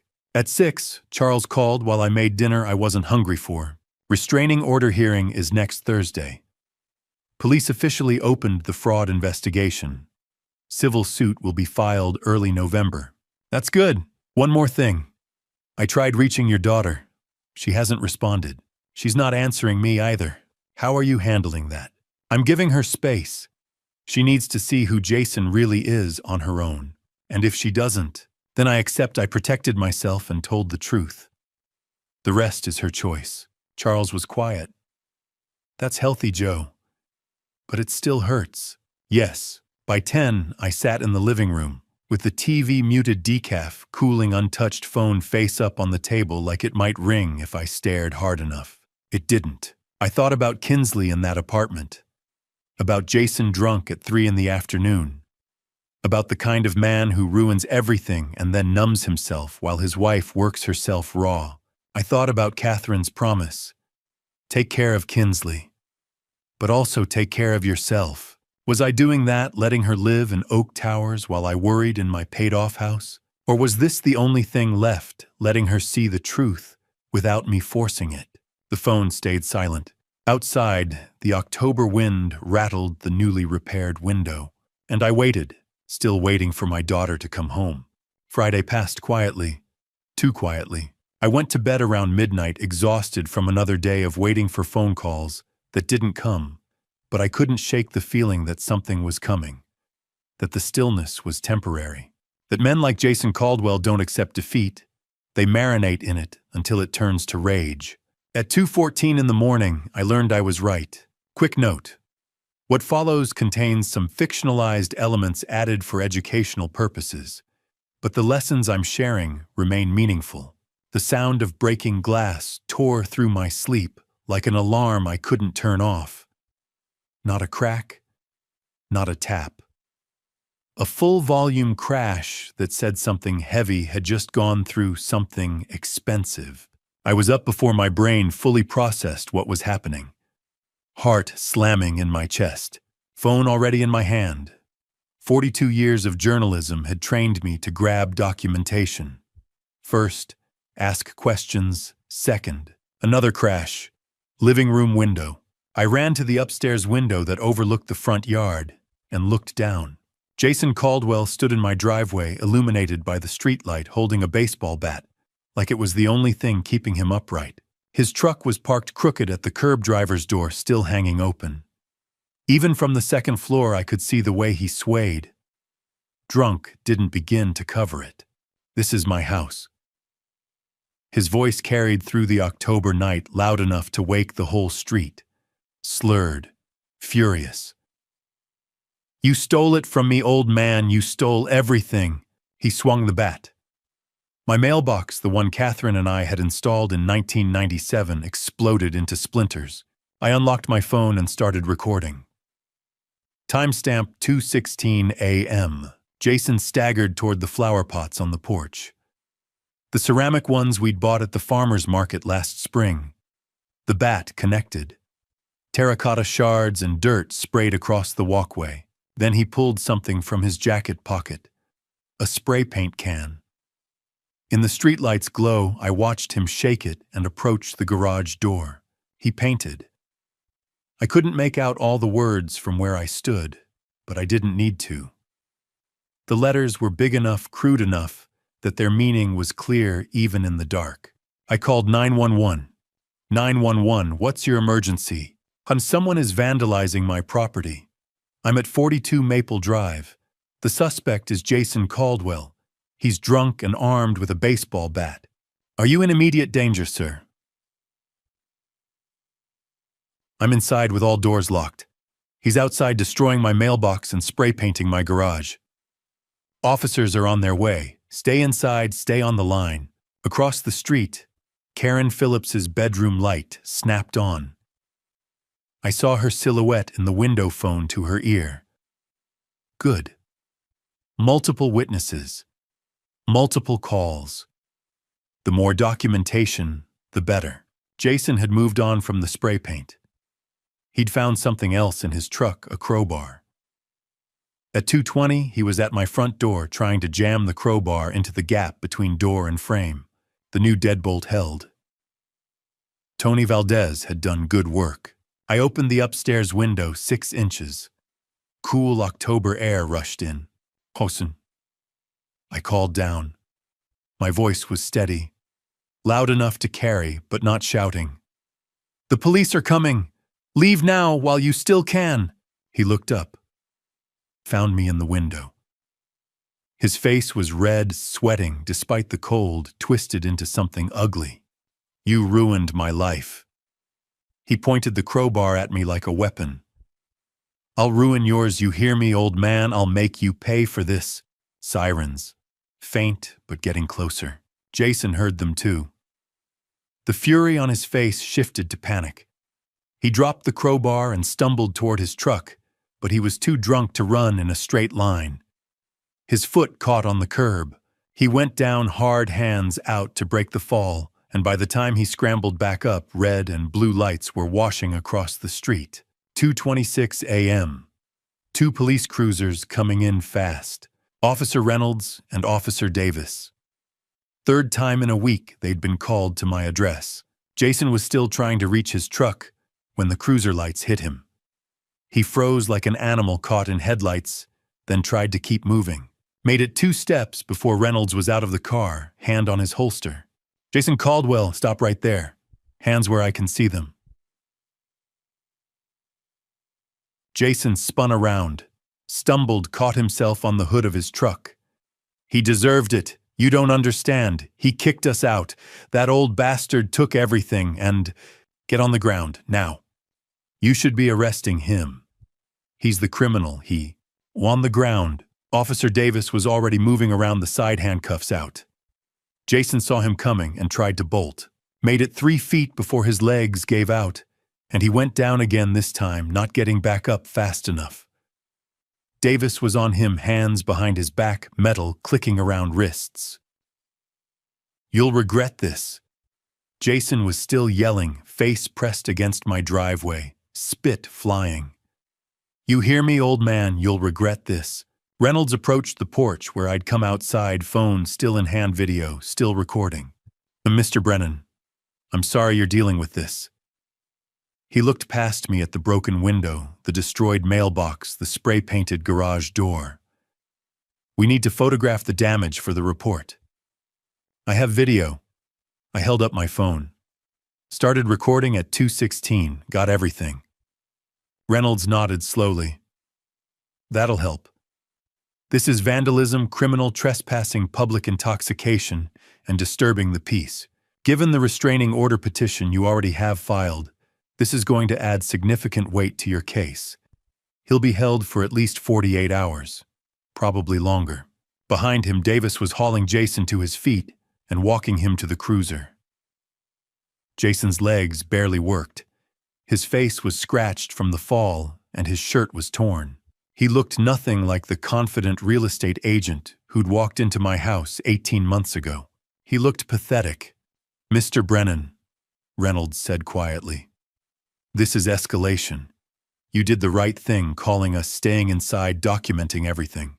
But men like this, when they start property damage, sometimes they move to..." "I know." I did know. 42 years covering crime taught you the patterns. That's why I want that restraining order. "They're good. We'll make sure the judge sees this video." Reynolds walked back to his cruiser. I stood on my porch and watched them drive away with Jason in the back seat, still yelling through the glass, though I couldn't make out the words anymore. The street went quiet again. Karen Phillips's light was still on across the way. I waved to let her know I was okay. She waved back and pulled her curtains closed. That's when I saw it. Half a block down, parked in the shadow between streetlights. Kinsley's sedan. Engine off, lights off. She'd been there the whole time. Watching. She hadn't gotten out to stop him. Hadn't called out to him. Hadn't approached the police to explain or defend or apologize. She'd just watched. I stared at the car for a long moment. Couldn't see her through the windshield, too dark, too far, but I knew she was in there. Knew she'd seen everything. The car started. Headlights came on. She pulled away, slowly turned the corner, disappeared. At 3:15, I was alone again. I walked around the front yard, assessing.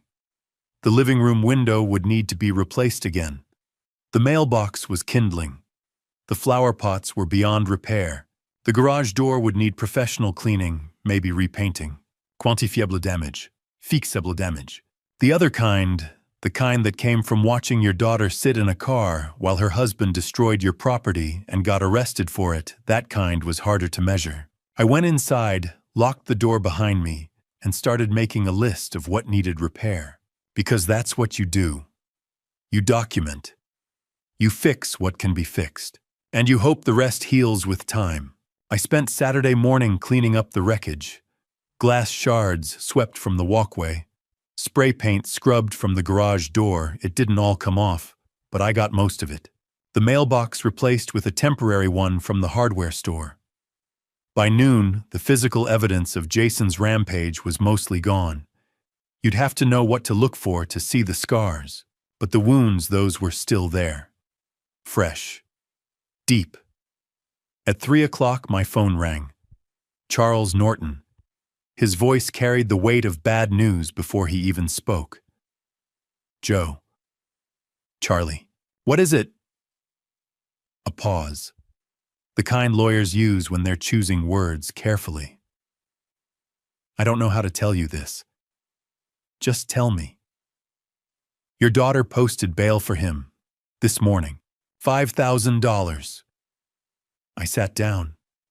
Didn't realize I'd been standing until my legs stopped working, and the kitchen chair was suddenly necessary. She bailed him out. Yes, after what he did last night. The vandalism, the threats, the arrest. Yes. I stared at the coffee cup in front of me. It was Catherine's favorite, the one with the faded sunflowers she'd bought at a craft fair in Wisconsin in 2006. I'd been using it every morning since she died. Couldn't explain why, just felt right. Joe, I tried calling her. Wanted to warn her about the protective order we're filing about the charges he's facing. She didn't answer. She wouldn't. I'm sorry. Don't be. I picked up the coffee cup, set it down. That's her choice. I can't save someone who doesn't want to be saved. That's very mature of you. Mature. I almost laughed. Charlie, I'm 67 years old, and I just watched my daughter bail out the man who vandalized my house 12 hours ago. I don't feel mature. I feel like I'm losing her. You might be. For now. But Joe, people come back. Sometimes it takes hitting bottom. Sometimes it takes seeing things clearly. Give her time. How much time does she have before he hurts her instead of my mailbox? Charles didn't answer that. Couldn't. We both knew there was no good answer. After I hung up, I sat at the kitchen table for 20 minutes. Just sat, staring at Catherine's coffee cup and thinking about the $5,000 Kinsley had somehow scraped together to free the man who'd gotten them kicked out of their home. $5,000, when they were living in a weekly rental at Oak Towers, when she was working 12-hour nursing shifts and he was day drinking at 3 in the afternoon. She'd chosen him. Again. At 3:30, I picked up my phone and did something I'd been avoiding since Monday night. I called my daughter. It rang 4 times. Long enough that I started composing a voicemail in my head. Then she answered. What do you want? Her voice was cold, defensive, nothing like the voice that used to call me at work, just to say hi, that used to laugh at my bad jokes, that used to ask me to help her study for nursing school exams. Kinsley, I want you to be safe. I want you to leave him and come home. Home. She laughed, sharp, bitter. You kicked me out, Dad. You threw our stuff on the porch and humiliated us in front of the entire neighborhood. I kicked him out. You chose to go with him. He's my husband. He stole $47,000 from me. He planned to put me in a nursing home to sell my house. He vandalized my property at 2 in the morning drunk with a baseball bat. Kinsley, he's dangerous. He made mistakes. Everyone makes mistakes. Everyone deserves a second chance. I closed my eyes, heard the script, recognized every word of it from 42 years of interviewing victims who defended their abusers. Sweetheart, this isn't about second chances. This is about a pattern of behavior. Last night he was drunk and upset. Her voice rose. You ruined his life, Dad. You took everything from him. What did you expect? I expected him not to destroy my property. I expected you to see who he really is. You don't understand him like I do." She was crying now. I could hear it even though she was trying to hide it. "He's just under pressure. The lawsuit, the money problems, all of it, you caused this. You started this. The money problems he created by forging my signature on credit cards, by stealing from me for 6 months. Silence. Then, that's complicated. You don't understand. Then help me understand. Come talk to me. Just you. Without him.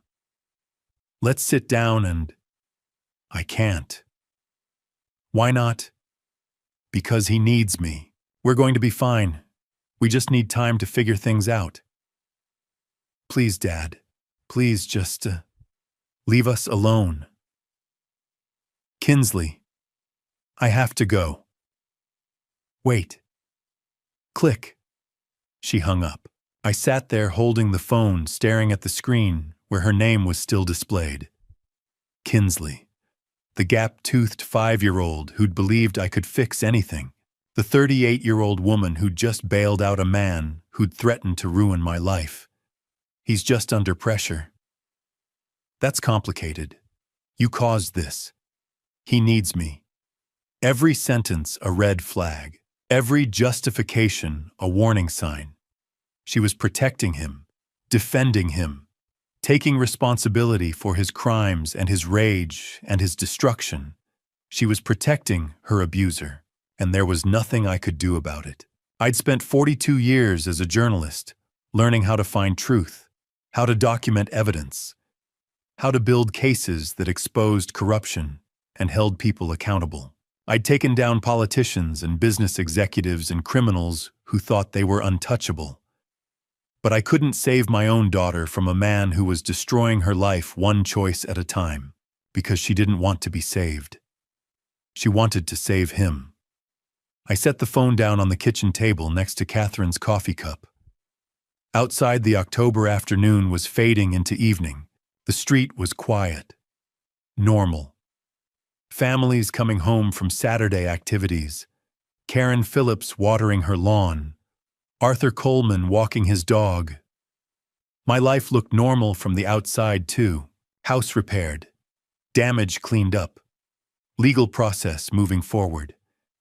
But inside, I was watching my daughter choose the man who'd vandalized my home over the father who'd raised her. Choose loyalty to someone who'd commit fraud over truth. Choose staying with an abuser over coming home to safety. And the worst part was understanding why. Because she loved him. Because she'd made vows. Because admitting he was dangerous meant admitting she'd been wrong about him. Because leaving felt like failure. Because she genuinely believed she could fix him, save him, make him into the man she'd thought he was when they'd married. All the reasons that keep people trapped in situations that are slowly destroying them. I understood them. I'd interviewed hundreds of people who'd said the same things, made the same choices, defended the same indefensible behavior. Understanding didn't make it hurt less. At 4 o'clock, I stood up from the kitchen table and went to the living room. Sat in Catherine's armchair. The one I'd sat in on Monday night watching Jason and Kinsley arrive home to find their keys didn't work. 4 days ago. Felt like 4 years. My phone sat silent on the coffee table. No callback from Kinsley. No apology. No, "You're right, Dad, I'll leave him." Just silence.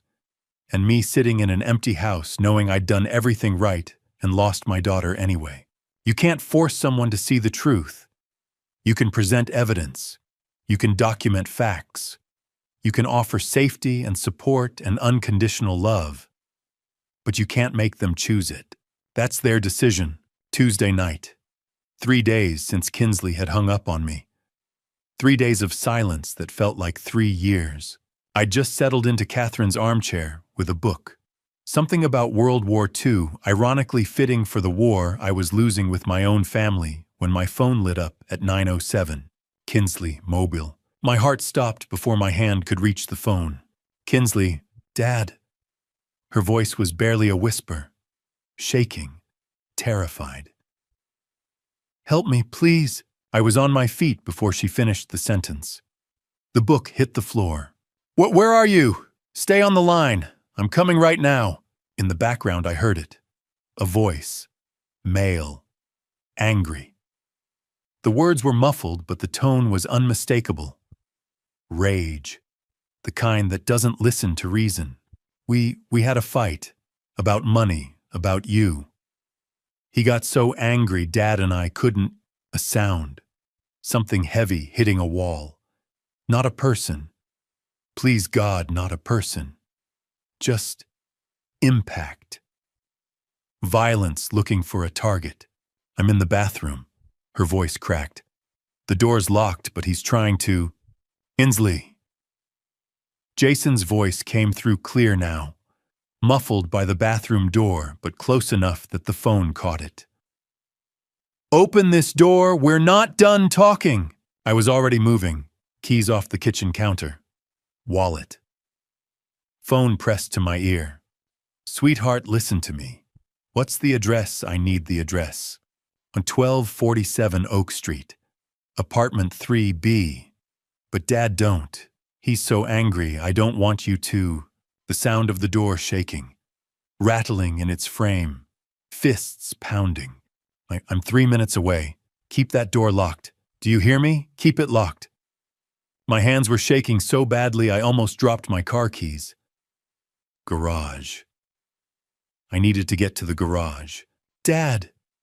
Her voice broke completely. "He hurt me. Earlier tonight. Not bad, but I should have listened to you. You were right. You were right about everything." The words hit me harder than any punch could have. She'd known. Some part of her had known 3 days ago when she'd bailed him out. When she'd told me to leave them alone. She'd known, and she'd stayed anyway, because that's what abuse does. It convinces you that maybe you're wrong. Maybe it'll get better. Maybe if you just try harder. "I'm backing out of the garage right now. I'm calling 911 the second we hang up. Just hold on." My truck roared to life. I threw it in reverse. "I'm scared, Dad. I'm so scared." "I know, baby, I know, but I'm coming. 2 minutes, that's all." Another sound through the phone. Louder this time. The door shaking harder. Jason's voice was incoherent now, just fury and volume words blending into rage. Then the sound that made my blood run cold. Wood. Cracking. The door frame giving way under sustained assault. "Oh no, oh God, he's Dad, he's..." "Kinsley, keep the door closed, I'm almost..." A scream, short, sharp, cut off mid-breath. "No, please don't..." The line went dead. 9:09 p.m. I was already on Oak Street running every red light between my house and hers. My other hand was dialing 911. The phone rang once. Twice.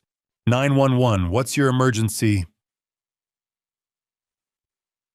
My daughter Kinsley Brennan. She's at 1247 Oak Street, apartment 3B. Her husband is breaking into the bathroom where she's hiding. I just heard the door break. She screamed and the call cut off. "I'm 2 blocks away."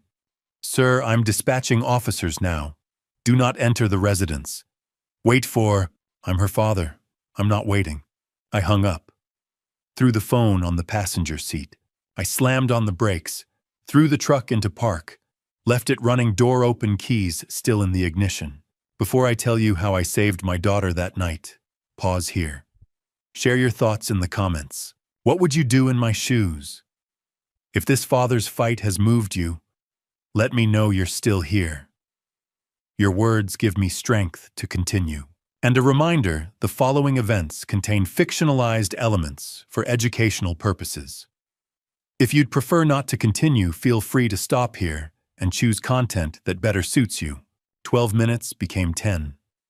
10 became 8.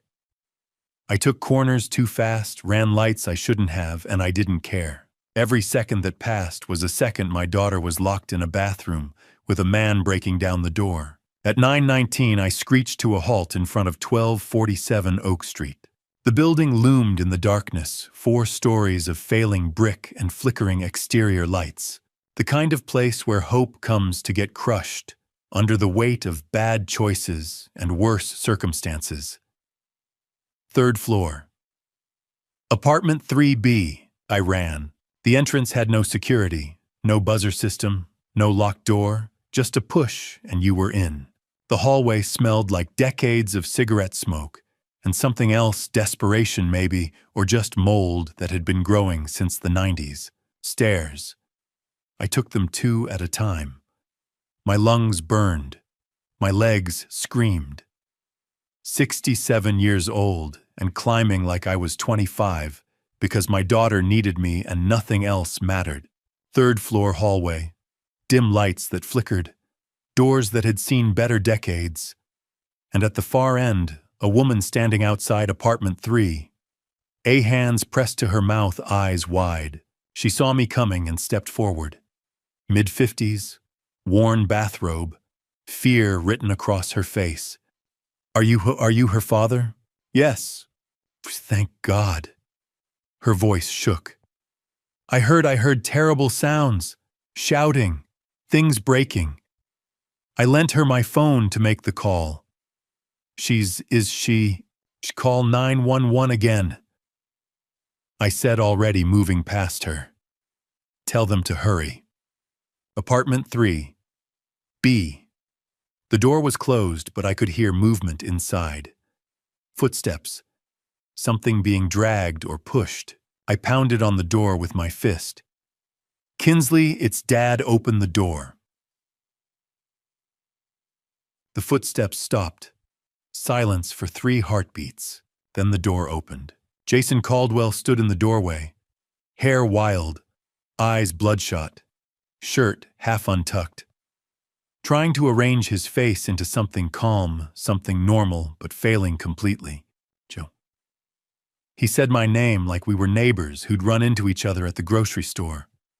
What are you doing here? Where is she? He didn't move, didn't step aside. Just stood there blocking the doorway with his body, one hand on the frame like he owned the space. She's fine. We had a disagreement. Couples fight. This is between me and my wife. You should leave. I looked past him into the apartment. It was a disaster. A lamp lay shattered on the floor. A chair was overturned. In the corner next to what must have been the bathroom, my daughter sat on the floor. Knees pulled up to her chest, face hidden in her arms, shoulders shaking. Kinsley, she looked up. Her face was tear-streaked, red, swollen from crying. And in her eyes, God in her eyes, I saw the kind of fear that no daughter should ever have to feel. Sweetheart, come here, come to Dad. She started to move, started to stand. Jason stepped to the side, blocking her path and mine in one movement. Pwah, she's not going anywhere. This is my house. You're trespassing, Joe. You need to leave before I call the police. Something cold settled into my chest. Not anger. Colder than that. The kind of calm that comes right before a storm breaks. You have 5 seconds to step aside. Or what, old man? He smiled. Actually smiled. You gonna hit me? You're 67 years old. You really think I pushed past him? Not a punch. Not a shove that would send him flying. Just forward momentum. The kind that says you are not stopping me without words. He grabbed my arm, tried to pull me back. For a second we were locked there in the doorway, him trying to assert control me, trying to reach my daughter. Adrenaline is a hell of a thing. It makes 67-year-old muscles remember what they used to be capable of. I broke his grip and stepped into the apartment. Don't touch me. Behind us I heard it. Sirens. Close and getting closer. Footsteps pounded up the stairs. Heavy. Fast. Professional. Officer Reynolds burst into the hallway, First Officer Davis right behind him. Reynolds had his hand near his belt, ready for whatever he was about to find. Everyone stepped back. Jason's face transformed. The menace evaporated, replaced by injured innocence so fast it would have been impressive if it wasn't so disgusting. "Officers, thank God you're here." He pointed at me. "This man broke into my apartment. He attacked me. He's been harassing us for weeks. There's a restraining order. Ask her." I didn't take my eyes off Kinsley. "Ask my daughter what happened here." Reynolds looked from Jason to me to Kinsley, still sitting on the floor in the corner. He moved past both of us, crouched down to her level. "Ma'am, I'm Officer Reynolds. Are you all right? Do you need medical attention?" Kinsley's voice came out small, shaking. I called my dad. Jason and we were fighting. About money. About everything. And they got out of control. Did he hurt you?" The question hung in the air. Simple, direct, impossible to dodge. Kinsley looked at Jason, then at me, then back at Reynolds. She nodded. Once. Barely. But enough. "Yes." Reynolds stood, looked at Davis, gave one short nod. "Cuff him." "You what?" Jason's voice shot up 3 octaves. "She's lying, she's confused. She fell, she's just upset because this is a family matter. You can't—" Davis was already moving, pulling handcuffs from his belt. "Jason Caldwell, you're under arrest for domestic violence and assault. She's my wife. This is my apartment. You can't do this to me." The handcuffs clicked closed around his wrists. Reynolds stepped closer to Jason, voice low and hard. "Sir, you're also in violation of a restraining order. You're not permitted to have any contact with Joseph Brennan, and yet here you are in an altercation with him present. He came here, he broke in. This is— Save it for the judge. Get him out of here, Davis." They pulled Jason toward the door. He was still yelling, still protesting, voice echoing down the hallway as they dragged him toward the stairs. Something about his rights, about how we'd all regret this, about how Kinsley would come crawling back. The sounds faded. The apartment went quiet. I crossed the floor to where my daughter sat. 67-year-old knees protesting, but I knelt down anyway. Got to her level. Kinsley. She looked up at me. 38 years old, and looking exactly like she had at 5 when she'd fallen off her bike and scraped her knee. Scared. Hurt. Needing someone to tell her it would be okay. "Sweetheart, it's over. You're safe now." She broke. Just completely broke. The wall she'd been holding up for 3 days, maybe for months, crumbled. She fell forward into my arms and sobbed. Deep, wrenching sounds that came from somewhere primal. I held her. Let her cry. Didn't say anything because what was there to say I told you, so didn't matter. You should have listened, wouldn't help. She knew. God, she knew. Behind us, I heard more footsteps on the stairs. Heavier equipment. Voices calling out identifications. Paramedics. Reynolds said quietly. "Need to check her out, Mr. Brennan." I nodded but didn't let go. Not yet. Not until Kinsley was ready. She pulled back, finally wiping her face with shaking hands. "I'm sorry, Dad. I'm so sorry. You were right. About everything. And I chose him anyway. I'm so stupid. Hey." I caught her face gently in my hands, made her look at me. "You're not stupid. You're human. And you're my daughter. That's all that matters." The paramedics moved in with their equipment and their calm, professional voices. Reynolds stepped closer to me, speaking low. "Mr. Brennan, we'll need statements from both of you. But that can wait until tomorrow. Right now, let's just make sure your daughter's okay." I stood slowly, every joint protesting. Watched the paramedics check Kinsley over, asking her quiet questions, documenting whatever they found. Mrs. Cooper was still in the hallway, wringing her hands. She caught my eye and nodded. One neighbor to another. One human being saying you did right. In the distance, I could hear Jason's voice still echoing up from the street level, still yelling, still claiming this was all a mistake. But up here in apartment 3B, my daughter was safe, and that was the only thing that mattered. 4 months later, my house sounds different. Not the suffocating silence of endurance, not the noise of conflict. It echoes with laughter. Wednesday afternoon, 3 o'clock. My living room holds 12 people in borrowed chairs, sharing coffee and stories. Barbara Peterson, Arthur Coleman, Evelyn Baker, Harold Jackson, 7 others whose courage I witness every week. We call it the Wednesday Support Group. Today we're discussing early warning signs of financial abuse. The small things that seem innocent. Someone offering to help with bills. Someone getting defensive about financial statements. The signs I missed. The hardest part, Evelyn says, was admitting my own son would steal from me. You don't want to see it. Heads nod. We all understand. That's why we're here. At 4:30, the meeting ends. Barbara stops by my chair. Joe, you've turned your pain into purpose. We all do that, Barb. That's what community means. The house empties. The quiet now isn't lonely. It's peaceful. 4 months. Let me tell you what that means. October 29th. I pulled Kinsley from that apartment. Reynolds arrested Jason for domestic violence. She sat in my truck and said, "You were right about everything." She stayed in her old room that first night while I listened from downstairs, making sure she was safe. November. Therapy began. Dr. Sanders twice weekly. I attended family sessions. Learned what I already knew: victims don't stay because they're stupid. They stay because abusers convince them they're the problem. Jason tried calling.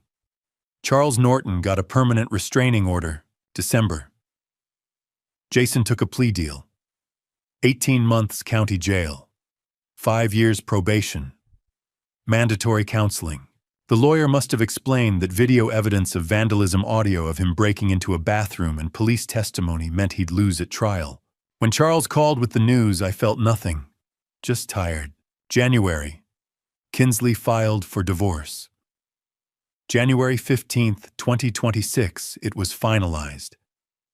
She came over that night, cried at my kitchen table. Not from sadness. From relief. I should have left sooner, she said. I took her hands. You're out. That's what matters. February. She found an apartment. West Side near the hospital. Safe. When she showed me pictures, she was proud and nervous. You sure you don't want to stay here longer? I asked. I need to prove I can live alone, she said. That I'm not the person I was with him. She moved out last week. We both cried good tears. Now she visits twice weekly. At 5 o'clock, my doorbell rings. Kinsley stands there holding Chinese takeout, grinning. Thought you'd be hungry after the meeting. We eat at the kitchen table. Kung Pao chicken for her. Beef with broccoli for me. The same order Catherine and I used to get. The conversation flows work stories, her continuing education class support group updates. Then she sets down her chopsticks. Dad, I'm sorry. For not believing you. For choosing him. For bailing him out after he vandalized your house. I take her hand. Kinsley, you survived. You're healing. That's everything. But I hurt you, and you called me when you needed help. When your life was in danger, you knew I'd come. That's what I'll remember. She sobs, healing tears. At 6:30, she hugs me at the door. Thank you for not giving up on me. Even when I'd given up on myself. That's what fathers do, sweetheart. I watch her taillights disappear. Go back inside my quiet, peaceful house. I sit in Catherine's armchair. The new TV hangs where the old one was. I barely watch it. The photos on the mantle have changed. Catherine is still there forever, 45 and smiling. But now there's a support group Christmas photo. A recent picture of Kinsley actually smiling. Evidence of a life rebuilt. I open the side table drawer, pull out the small box. Inside, coiled carefully, is the black cable, the one Jason cut that Friday afternoon in October. I hold it, study it like an artifact. That cable was an ending and a beginning. I say to the empty room, to Catherine's photo. An ending of who I was, the man who let people take advantage, and a beginning of who I needed to become, someone who stands up, who survives. I put it back. I don't need to look at it daily, but I need to know it's there. A reminder. I've learned that dignity isn't given, it's claimed. That standing up for yourself isn't selfish, it's survival.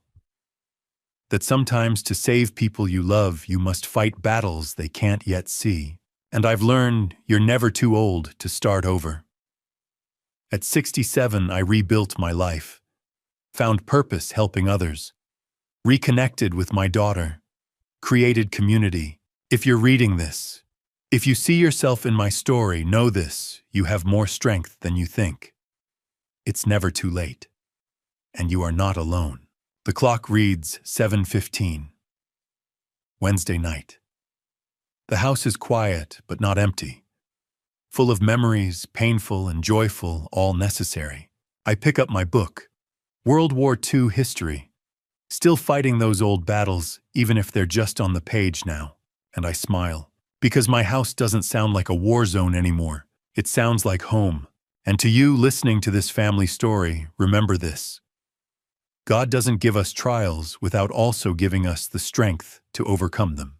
3 times I prayed when Kinsley chose Jason over me, when she called from that locked bathroom, and when she finally came home safe. 3 times God answered, not with the easy way, but with the right way. This family story taught me that sometimes love means letting go even when it breaks your heart. Sometimes protecting someone means becoming the villain in their story until they can see the truth. Don't be like me. Don't wait until a black cable hits your floor to realize you've lost yourself in your own home. Don't be silent when your dignity is being stolen piece by piece. My dad revenge wasn't about anger. It was about survival. Real dad revenge is teaching your children through action that they deserve better than abuse. The truest dad revenge is showing them that standing up for yourself isn't selfish, it's necessary. Looking back, I wish I'd acted sooner. I wish I'd trusted my instincts when Jason first started helping with my mail. But regret doesn't change the past. Action changes the future. Here's my advice. If you see yourself in this story, whether you're the one being controlled or watching someone you love suffer, speak up. Document everything. Reach out. It's never too late, and you're never alone. God gave me 67 years to learn this lesson. Don't waste yours waiting for permission to save yourself. If this family story moved you, if you've experienced something similar, or if you know someone who needs to hear this, please leave a comment below sharing your thoughts. Your story matters.